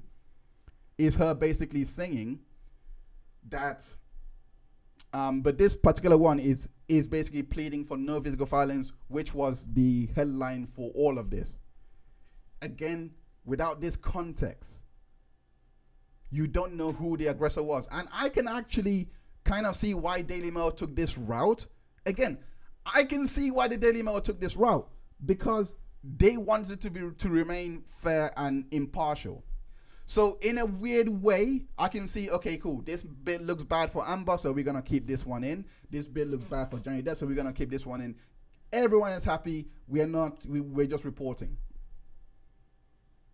Which, like I said in the previous stream, everyone is allowed to do. If you're a journalist, you are allowed to go with whatever angle you have. The ethics can be discussed later, but technically speaking, they are I'm not sure if you can call them artists, but to me, they would be artists because they are writers themselves. So they have to craft a story, put it all together, get as much facts as possible, make it readable in a certain amount of time. That's an art form in of itself, to me anyway. So when I look at what Brian did, I'm like, that's nothing. That's actually child's play. He's doing what is known in the industry. I've shown you here. Is something a lot of people engage in. Is it right? We can discuss that later. But the practice is not nefarious as they're making it out. Again, it's their framing in the podcast. Let me just go to the chat real quick. Random girl, oh my gosh, thank you so much for the $2 super chat. I appreciate you. We appreciate the hours you put into this. Thank you so much. Thank you so much. I appreciate the $2 super chat. Elizabeth, welcome back to the stream. Thank you so much. Regardless, she's still manipulating her words. You can hear it as she explains it. Yes, but the point the point behind this is, again, because the more you listen to this audio, when you listen to the first part, etc., this is a long audio that provides a lot of back and forth before they even reach this point. So I know the context behind what they're talking about. I have seen the placation that this guy has done. I've seen how they began. This guy was a bit more confident to express himself, and slowly he has to give and take so that he can try and have his way heard. And I believe the way that this even ended is him saying, "Oh, I'm tired, just listen to the tapes." Because he's trying to make it like he is literally telling her, "You cannot be punching me," all those things. And she's like, that's a non sequitur. All of these things do not, how does one negate the other? You're justifying violence. All this, I'm like, that's not, like, that's the point I'm trying to make. Without knowing the context behind it, this is how this is very dangerous, basically, without knowing the context behind what you're listening to. And when this goes out to the new and I liked how Alexei does it by the sarcasm, but he doesn't tell you where to find it. He just says it's available online. I told you Court TV. I've shown you my working out. Till today, I'm still waiting for Alexei to show his methodology to even ascertain what these bots are, or why he has concluded that these bot activity, that these are bots. Elizabeth says, either way, it doesn't excuse our behaviors and our lies. In most of the time on the audio, only one that was yelling and losing her S was Amber Heard. Yes, that's true. But this is what I fear is coming next. Because this is why this is dangerous. Let me go back to the Alexei podcast and play on, because this is why it's very dangerous. Never figured out that these were acts of disinformation. They just took them at face value and they shared them and they reacted to them. This is ironically what they're hoping you would do by listening to all these things. You would take it at first face value and decide, hey, maybe, just maybe, what I have seen during trial was, or what I've seen to make my mind up during in the lead up to the trial, was a farce. So maybe I should rethink what I already know about the trial. Maybe I got Amber Heard all wrong. That's not the only time it happens. A few months later, McPherson publishes audio of the aftermath of a fight between Depp and Heard. It's another exclusive. The original recording is over 5 hours, but McPherson has slimmed it down. He says he's only made cosmetic changes. I've cut it down from hours of white noise, no noise, cleaning sounds, and non-speaking to get a much cleaner product. But again, this is not the case. The audio is missing lines that later appear in court documents. Okay. The audio that was leaked to Brian McPherson and that was disseminated across the internet was essential to people's understanding of the case. The Brian Fella's videos changed my mind. You were what changed my mind about JD when I heard the recordings. Brian Fella is awesome. His videos were the first breakdowns of the JD allegations and changed my mind. It was absolutely Brian who changed my mind. McPherson clearly left a good impression on Johnny Depp. When Depp created an Instagram account in 2020, McPherson was one of the first people he followed. Okay. Audio is probably coming now. At Muslim Charity, we believe in the power of education. I need to get YouTube. Okay. Brian McPherson didn't respond to our requests. This is why it's dangerous. He made a clip. Bear in mind, this is why I say this is PR. It's so obviously PR that you just, again, you have to know the template to know why this is so manufactured to do that, because they gave you an example of the audio, as they call it, manipulation, because we just shown you that it can't have been, because it's called editorial discretion, or whatever you want to call it, journalistic, whatever you want to call it, that's what it's called. Journalists do this all the time. We have shown you on one big publication, Daily Mail, that has done it. They have used that as a hook to basically say this is what Brian has done. They have put it in there. The next phase was to now say that he has not just done this once, but he's done this twice, where he's trimmed down 5 hours into and I know what audio that he's referring to. He's talking about the Australian audio. But the key part was, Alexi said that there was a few changes to the lines that was shown in court. Okay, but where? We heard the whole thing. Where are these changes? I was actually listening out for that so that I can also dive and see what I could find here. There was nothing to show that.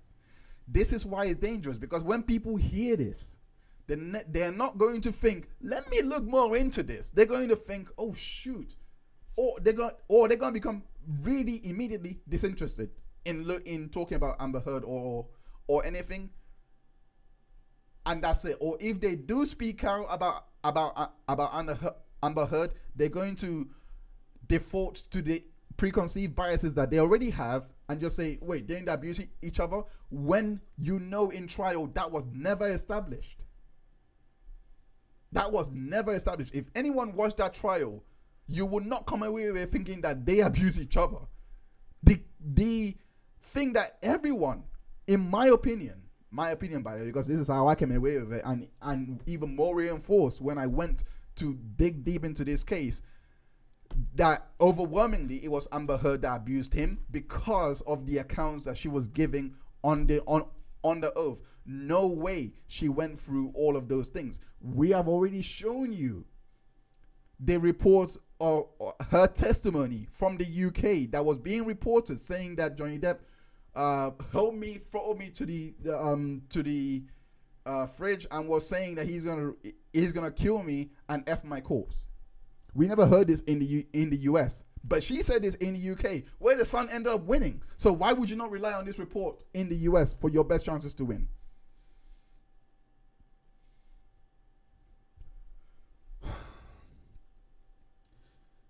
Guys, this is why I say that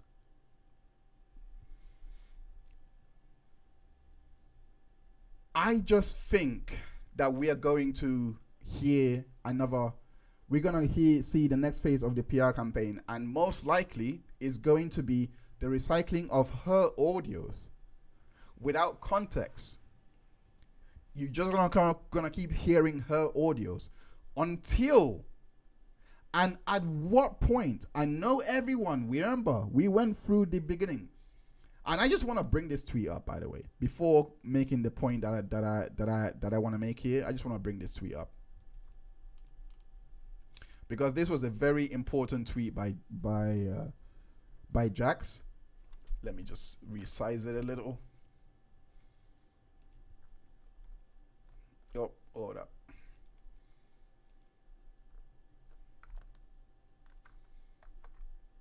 Oh, hold up. I think that's it. Oh, okay. So she made this tweet, and it's still important today.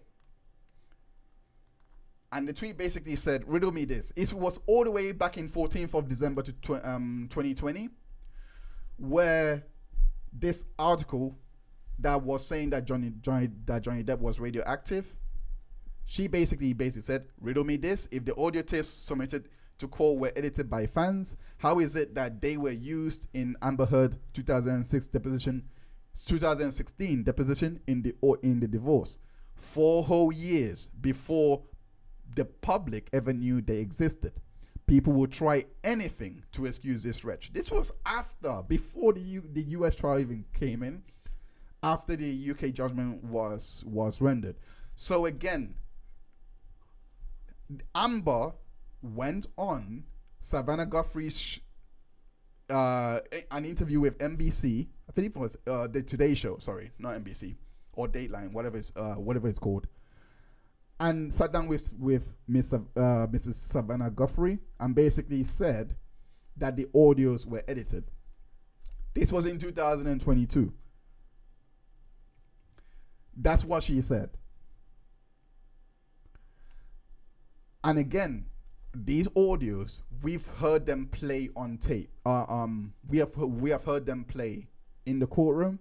We know that they existed all the way back then. So I want to know where this editing come from, and on top of that, I want to know why Amber Heard say that the audio was edited when there's a full one already out on Court TV in full for everyone to hear. This was the beginning, in my opinion, of this whole PR campaign. Remember back in trial, Amber Heard had changed her PR team. Remember that? Someone a PR, like someone that used to be a PR agent actually covered this actually, and he just popped into my mind now. I completely forgot about it, but she just popped into my mind right now, where she was basically breaking down the same thing that I basically just said. And I can't find the video now. Oh gosh, I can't find the video now. But I will say this again. I will say this again. It is no. Let me just show you the article.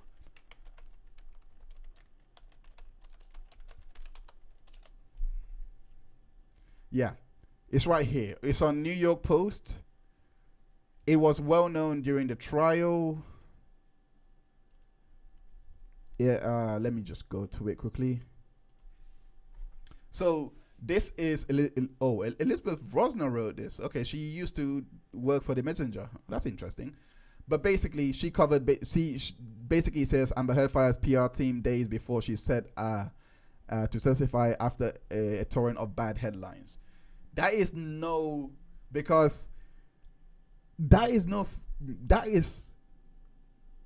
small feat, because when you do that, that means you're in for the long haul. You're basically re-strategizing, and you're trying to clean up all of this mess that has been put out about you. We are seeing that happening right now. It's a cleanup. And this is why I really believe Depp does need a PR team, because the lack of response, if you don't care, like I can understand, you think that having that verdict is good, like you know, it's of value now.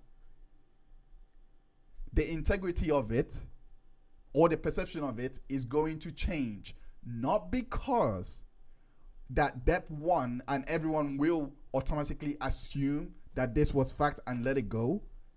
It's because she is playing into the stigma that is men are abusers, especially those with money, and let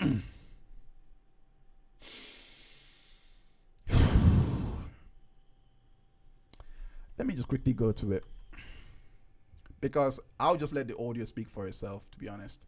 I'll just go to it. I'll just let the audio speak for itself, because because the narrative shifts. Out of all of that investigation, they chose to, the only thing more difficult than running a business, all of their Washington, all of their investigation, they chose to surprise their investigation into this. Let's just read it. Listen to it. Was the idea that chilled me to Amber Heard case went to an excuse. They just want to take a woman down many. Track on hard won. For her, Depp's victory gave Hollywood an excuse to backtrack on hard-won reforms. As a woman who's been online for 30 years, sometimes They just want to take a woman down many pegs, and they don't need much of an excuse to do it. A lot of people went nuts with that opportunity. The thing about the Johnny Depp Amber Heard case in particular that chilled me to my soul, frankly, was the idea that, you know, Amber Heard wrote an op-ed for the Washington Post, which is a very respected publication, and Johnny Depp's name isn't in it. Maureen's right. Amber never named Johnny Depp in her piece. We know, again, we've heard this before. They don't care. What they are literally telling you here is they don't care about the legal theory that was brought up to even have this case present in Virginia. They don't care that the Washington Post has the worst. And I've said this in my docuseries when I was interviewing with Nate the lawyer. We were having this discussion back and forth in regards to what goes into what basically is the process. I think I spoke with Ron Coleman as well about this. What is the process in deciding for a defamation case, in deciding what venue to go? What are the options available to you? They've all said you can go into your home venue where you are domiciled at. You can go into where your opponent is domiciled at. Obviously, in this case, that would be Depp and Heard both domiciled at California. Or you can go into where the publication is based in. In this scenario, they went for where the Washington Post was based in, which is Washington, Maryland, and they had a choice of 3 venues. That's what the interviews that I was doing was revealing in the first part of my docuseries. They don't care for this. They don't care that there is recourse for in case someone lies about you, which we're going to talk about on part 3 of my docuseries, but there is a recourse for you to get justice if you have been publicly defamed, which happened with Depp and it was proven in court. But now that does not matter, because the way that they're going to sell you this message is to put fear in you, play on the stigma that's already on the fact that powerful men engage in this behavior, even though there's no straight up proof that Depp did this with her. There is none. But let's use that.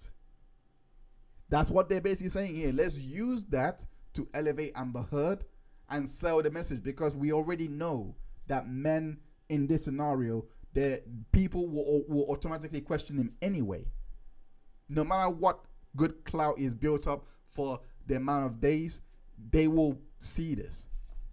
Piece for the Washington Post, and she still ended up losing a defamation case. It told survivors of industry. Don't actually subscribe. That was by accident. That was by accident. You know what? Do what you want. I personally don't care. But moving on. Misconduct. What misconduct? If this can be done to a woman who's actually a well-known, well-established person in the industry, it's going to be even worse for you. This was the same woman. Again, what is the motive behind this? This is the same woman that said and went on a media blitz to say that she has donated all the money. They wouldn't be doing this. I don't think they will be doing this if that component didn't exist. They would just literally hide for a bit, lay low, then come back, in my opinion. From what I understand about marketing and PR management and all of that, I personally think without this extra component of Amber Heard not donating that money on all those things and the way it came out, it would have been something where she would just, okay, lay low. And I believe Amber Heard is the type that will listen when it comes to image matters. Is when it comes to facts that what happened, that's when I think it's a bit of a crosswires, because she wants her facts to be true. That's what strikes me with her. But in terms of PR, I think she would let the reins go.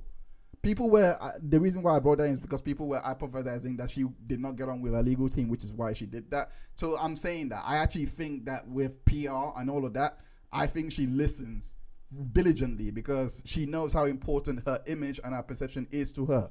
the way people see her and everything, I think she actually has a greater understanding of the importance of this compared to let's get a victory. Let's just go with this. Even if people will see you like that, let's just go with this. Fix that later. She doesn't care about that. She just wants her set of facts to come out in the case, and she will go with the cleanup afterwards. But I really think that she already knew going into the trial that she had all of these things ready, so she could play that game. And now she comes out of it, and she really believes that in one way, shape, or form that she was abused in that relationship. One way, shape, or form. Can she produce anything to prove that? No. Again, and I'm gonna close off with this. Because got 3 minutes left. A few minutes left, but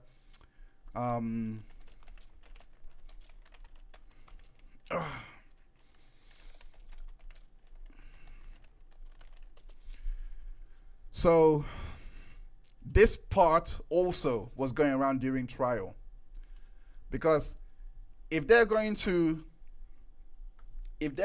say that Depp's that Adam Waldman is doing this, etc. This is that Adam Waldman was leaking during trial and was participating on something that damaged Amber Heard, etc. This is what Amber Heard was also doing. I could go into it on the sidebars, but I will take, because I could go into it on the sidebars and show you how this was being litigated on the sidebars. But this photo was leaked. She wasn't allowed to have this photo in because she didn't put it into discovery in time to give the other side a fair shake at responding with this photo or having a deeper investigation, etc. This photo was not investigated. Basically, it was not proffered like the other piece of evidence that was submitted in. So she went on and leaked it allegedly to TMZ. It was a big discussion about it. I remember Nate the lawyer, etc., covering it, etc. It was all here. That's why, and I really believe this is why Lord Chu came under attack. This is why you guys, social media, all those people come under attack, because you guys were showing these things that Amber Heard was doing, and she's just trying to sweep it under the rug. Again, they don't care about the truth of the case. They are just trying to make sure that you value it less. And if Johnny Depp's PR team, if Johnny Depp does not have a PR team ready to combat this,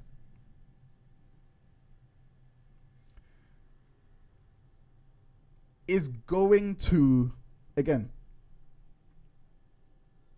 a PR team is not set up to manage your image and manage how you're perceived. If, for example, I have an apple, right? A green apple. If I'm in the business of selling green apples, I am supposed to make you perceive green apples to be the best apples you have. Damn those red gala apples, whatever you want to call them, green apples are the way to go. That is my job, is to basically you perceive green better to be than red, whatever, and I sell that. That's the same way in regards with the PR team. They're supposed to make you be perceived as marketable, bankable, and you are allowed that, and that you are not radioactive. So from what I see here, they are going with the play of she's a victim, etc. You might think that this does nothing for you, but it's not for you. They have already decided who their target demographic is. In 5 years from now, if nothing happens, people are going to forget this verdict, and whenever it comes up, it might become something where they're gonna be like, the US system is already flawed anyway, so how do we even trust this verdict? how do you even trust that the facts in that case? It starts like that, then 5 to 10 years, it becomes let's all forget about that. There is a bigger plan that goes into this, and if you don't have, if Depp doesn't have a PR team ready to showcase his life away from Amber Heard, by the way, away from Amber Heard, show how his life is going outside of that relationship, how he's moving on, this is going to gain more traction because his presence will overshadow that podcast. But you need to magnify that presence. You need to show how positive, the positive things he's doing. He has to, so that he can keep the doors that he's already opened open for his company at least. Because he does have a company, so I assume he wants to do movies. I assume he wants to work, right? It's like, why, right? Redacted. So, let me just go to the chat quickly. Okay. That Sharon Bowers, welcome to the chat. That time traveling players go back to let someone go back to 2016. Yeah. Elizabeth Garza says the Australia audio, it wasn't even in Virginia trial, so why would that? Exactly, because it was actually just the first few snippets that was in the Virginia trial where Depp said, you discuss me or of myself, I'm discussing with myself, or something like that. Rosalind Duke, no worries. Thank you so much for tuning in. She's also a member. Consider becoming a member. I keep forgetting to plug the channels. I'm gonna start plugging from now on because, like I said in the previous streams, this is what I want to do now. I'm going. I've gone all in. So you can support me through super chats or by becoming a member. I will be showing you guys that more and more. But I really want to talk about this. Sharon Barrow says a PR team is needed for Depp that combats the narrative that is being painted. Thank you, Sharon. I'm glad. It is, because end of the day, I can understand the first 6 months. I'm not gonna dispute with that. But you don't use the same strategy for this long. No, look. If I had a PR team, with my knowledge, by the way, with my prerequisite knowledge, if I had a PR team and they use the same strategy, the same thing, the same template, the same inner workings for 2 years, I am firing them. You need to come up with something new to sell whatever products I have coming. You need to. The message gets old after a while. So you have to find a way to repackage it so that people can know what you are about in the next phase. I always say, look at the MCU, for example. Do you think, when you look at phase 1, phase 2, phase 3, phase 4, do you think that the way that they were handling that PR-wise was the same exact way from phase 1? No, they all had a different message attached to each phases. Come on, man. I'm tired of people actually believing that I'm tired of people believing that the first thing that he was doing is a blanket all. Again, you may have your reasons for coming to that conclusion. I just personally think you don't have to directly attack these hit pieces. You don't have to. But you do need to promote your works, if there are any.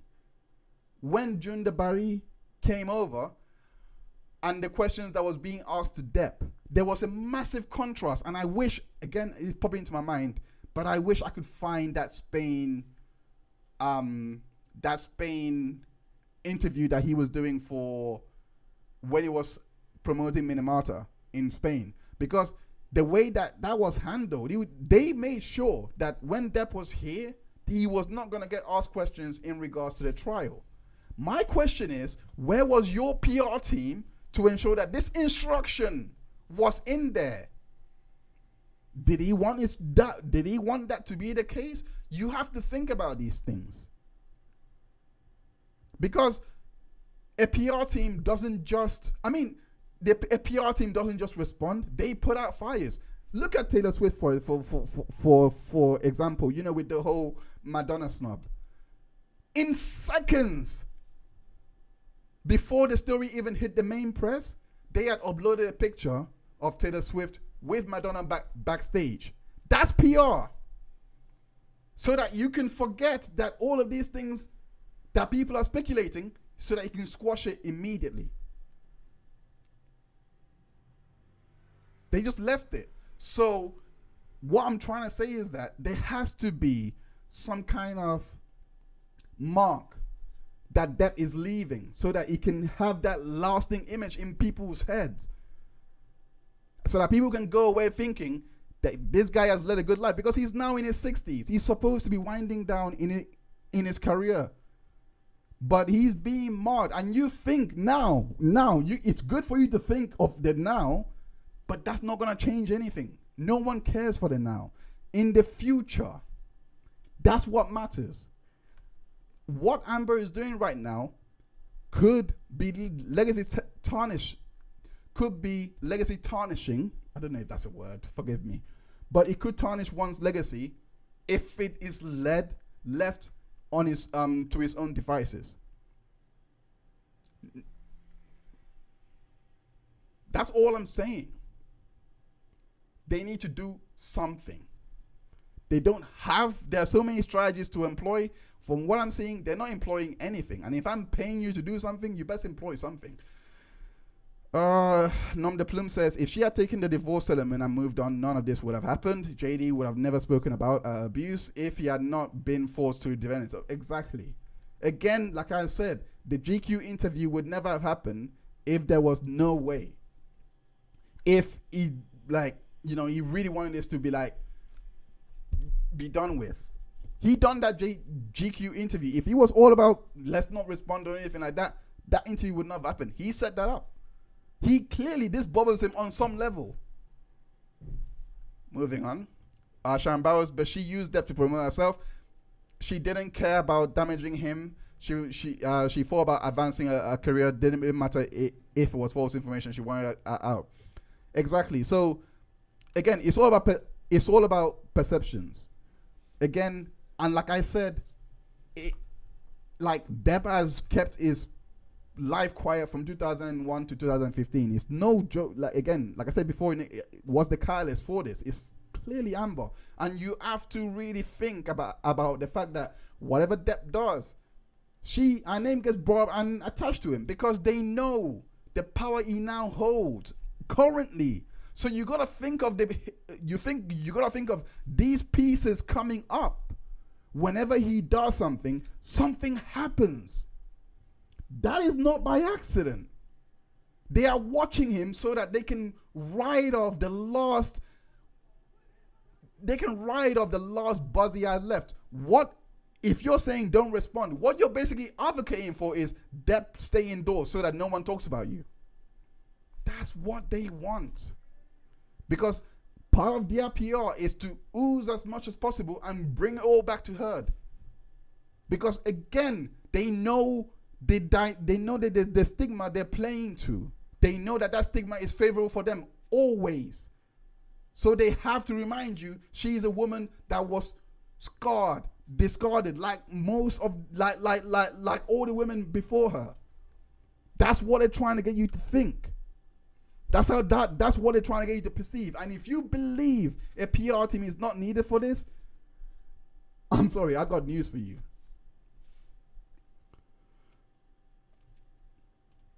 Down the road, future juries are going to argue if the video is real or made by AI. Dangerous situation. I mean, I don't know what you mean. I don't know the context behind this. Is there a way to get a petition going online to stop Amber Heard from doing this? I don't know. I don't know if that would change much. in regards to Dan Wooten coming out and doing what he did, I think that petition that was set up by a black belt barrister could be of merit now, because that could be used to kind of change the verdict a little bit. If he's saying that he should not have got involved, etc., is that legally saying that I should not have written the article? Who knows? I don't know. Kurz did a good analysis about Amber Heard wanting to be an activist, modeling us after herself after Angelina Jolie. With that thought in mind, all women's rights page speeches, she did make sense. I have no idea what her plans is. I don't think she's ever going to be an activist ever, because at least not now anyway. But if she has plans to do that, erasing this would kind of aid her to easily transition back, because now she has a new narrative. Whatever, again, 5 to 10 years I'm looking at, we are going to see, and I really predict this, in the third year, because this is only this is the third year now. We are now seeing, and this is the part I was afraid of, because they were giving us snippets in 2022, December 2022, of Brian, but it wasn't to this level. They were giving us snippets of Brian cutting, the transcript showing he had cut a full audio, but that wasn't shocking enough. This one is. So now they're amping up and amping up and amping up and seeing what the response is like. By the end of this year, I would not be surprised if you start hearing Amber's pro audios that are that Amber was using for her direct and all of those things. I would not be surprised if you start hearing audios of the names he was calling her, all those things. They're going to relitigate this until they feel that it's enough to start easing her back into the public eye when they have made her look like a victim. When that narrative has stuck. I really believe in the third, fourth year, we're going to see a torrent. That's if nothing happens on Depp's side. And it's only a matter of time till that actually start taking effect. So I'm going to end with this. Let's go back to the podcast.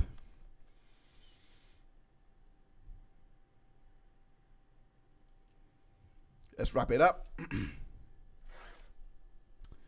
So,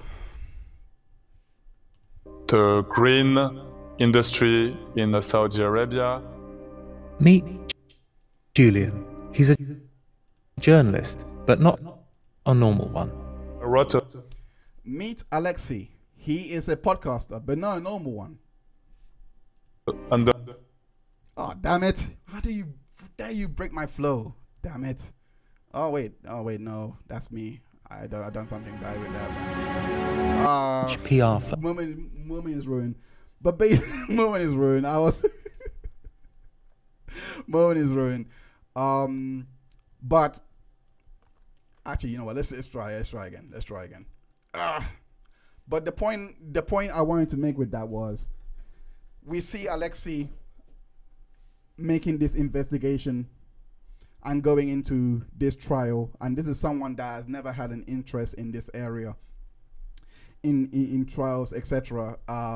Because his background is actually working for the New York Times, investigating fraud and fraud. It was mainly financial. So for me to see him do this is kind of a bit of a left field. But why is he doing it? Again, it goes into politics. It goes into all those things, and in regards to a lot of the things that he was bringing up in a podcast, ironically, it describes what the job he's doing to a T. Actually, maybe I should do that bit. Let me actually do that bit. So he uses Julian as an example here. Let me actually do it. Fomenta, it's the anagram of fantôme, French, so ghost, and Julien Rosa with a T, it's the anagram for journalist. So it's a phantom journalist, ghost journalist, which is what I did for 6 years. Julian has written hundreds of articles, not for a newspaper or a blogging site, but for a French PR firm. About the human rights in Qatar, presidential elections in many countries such as Gabon, Ivory Coast, Congo, Djibouti.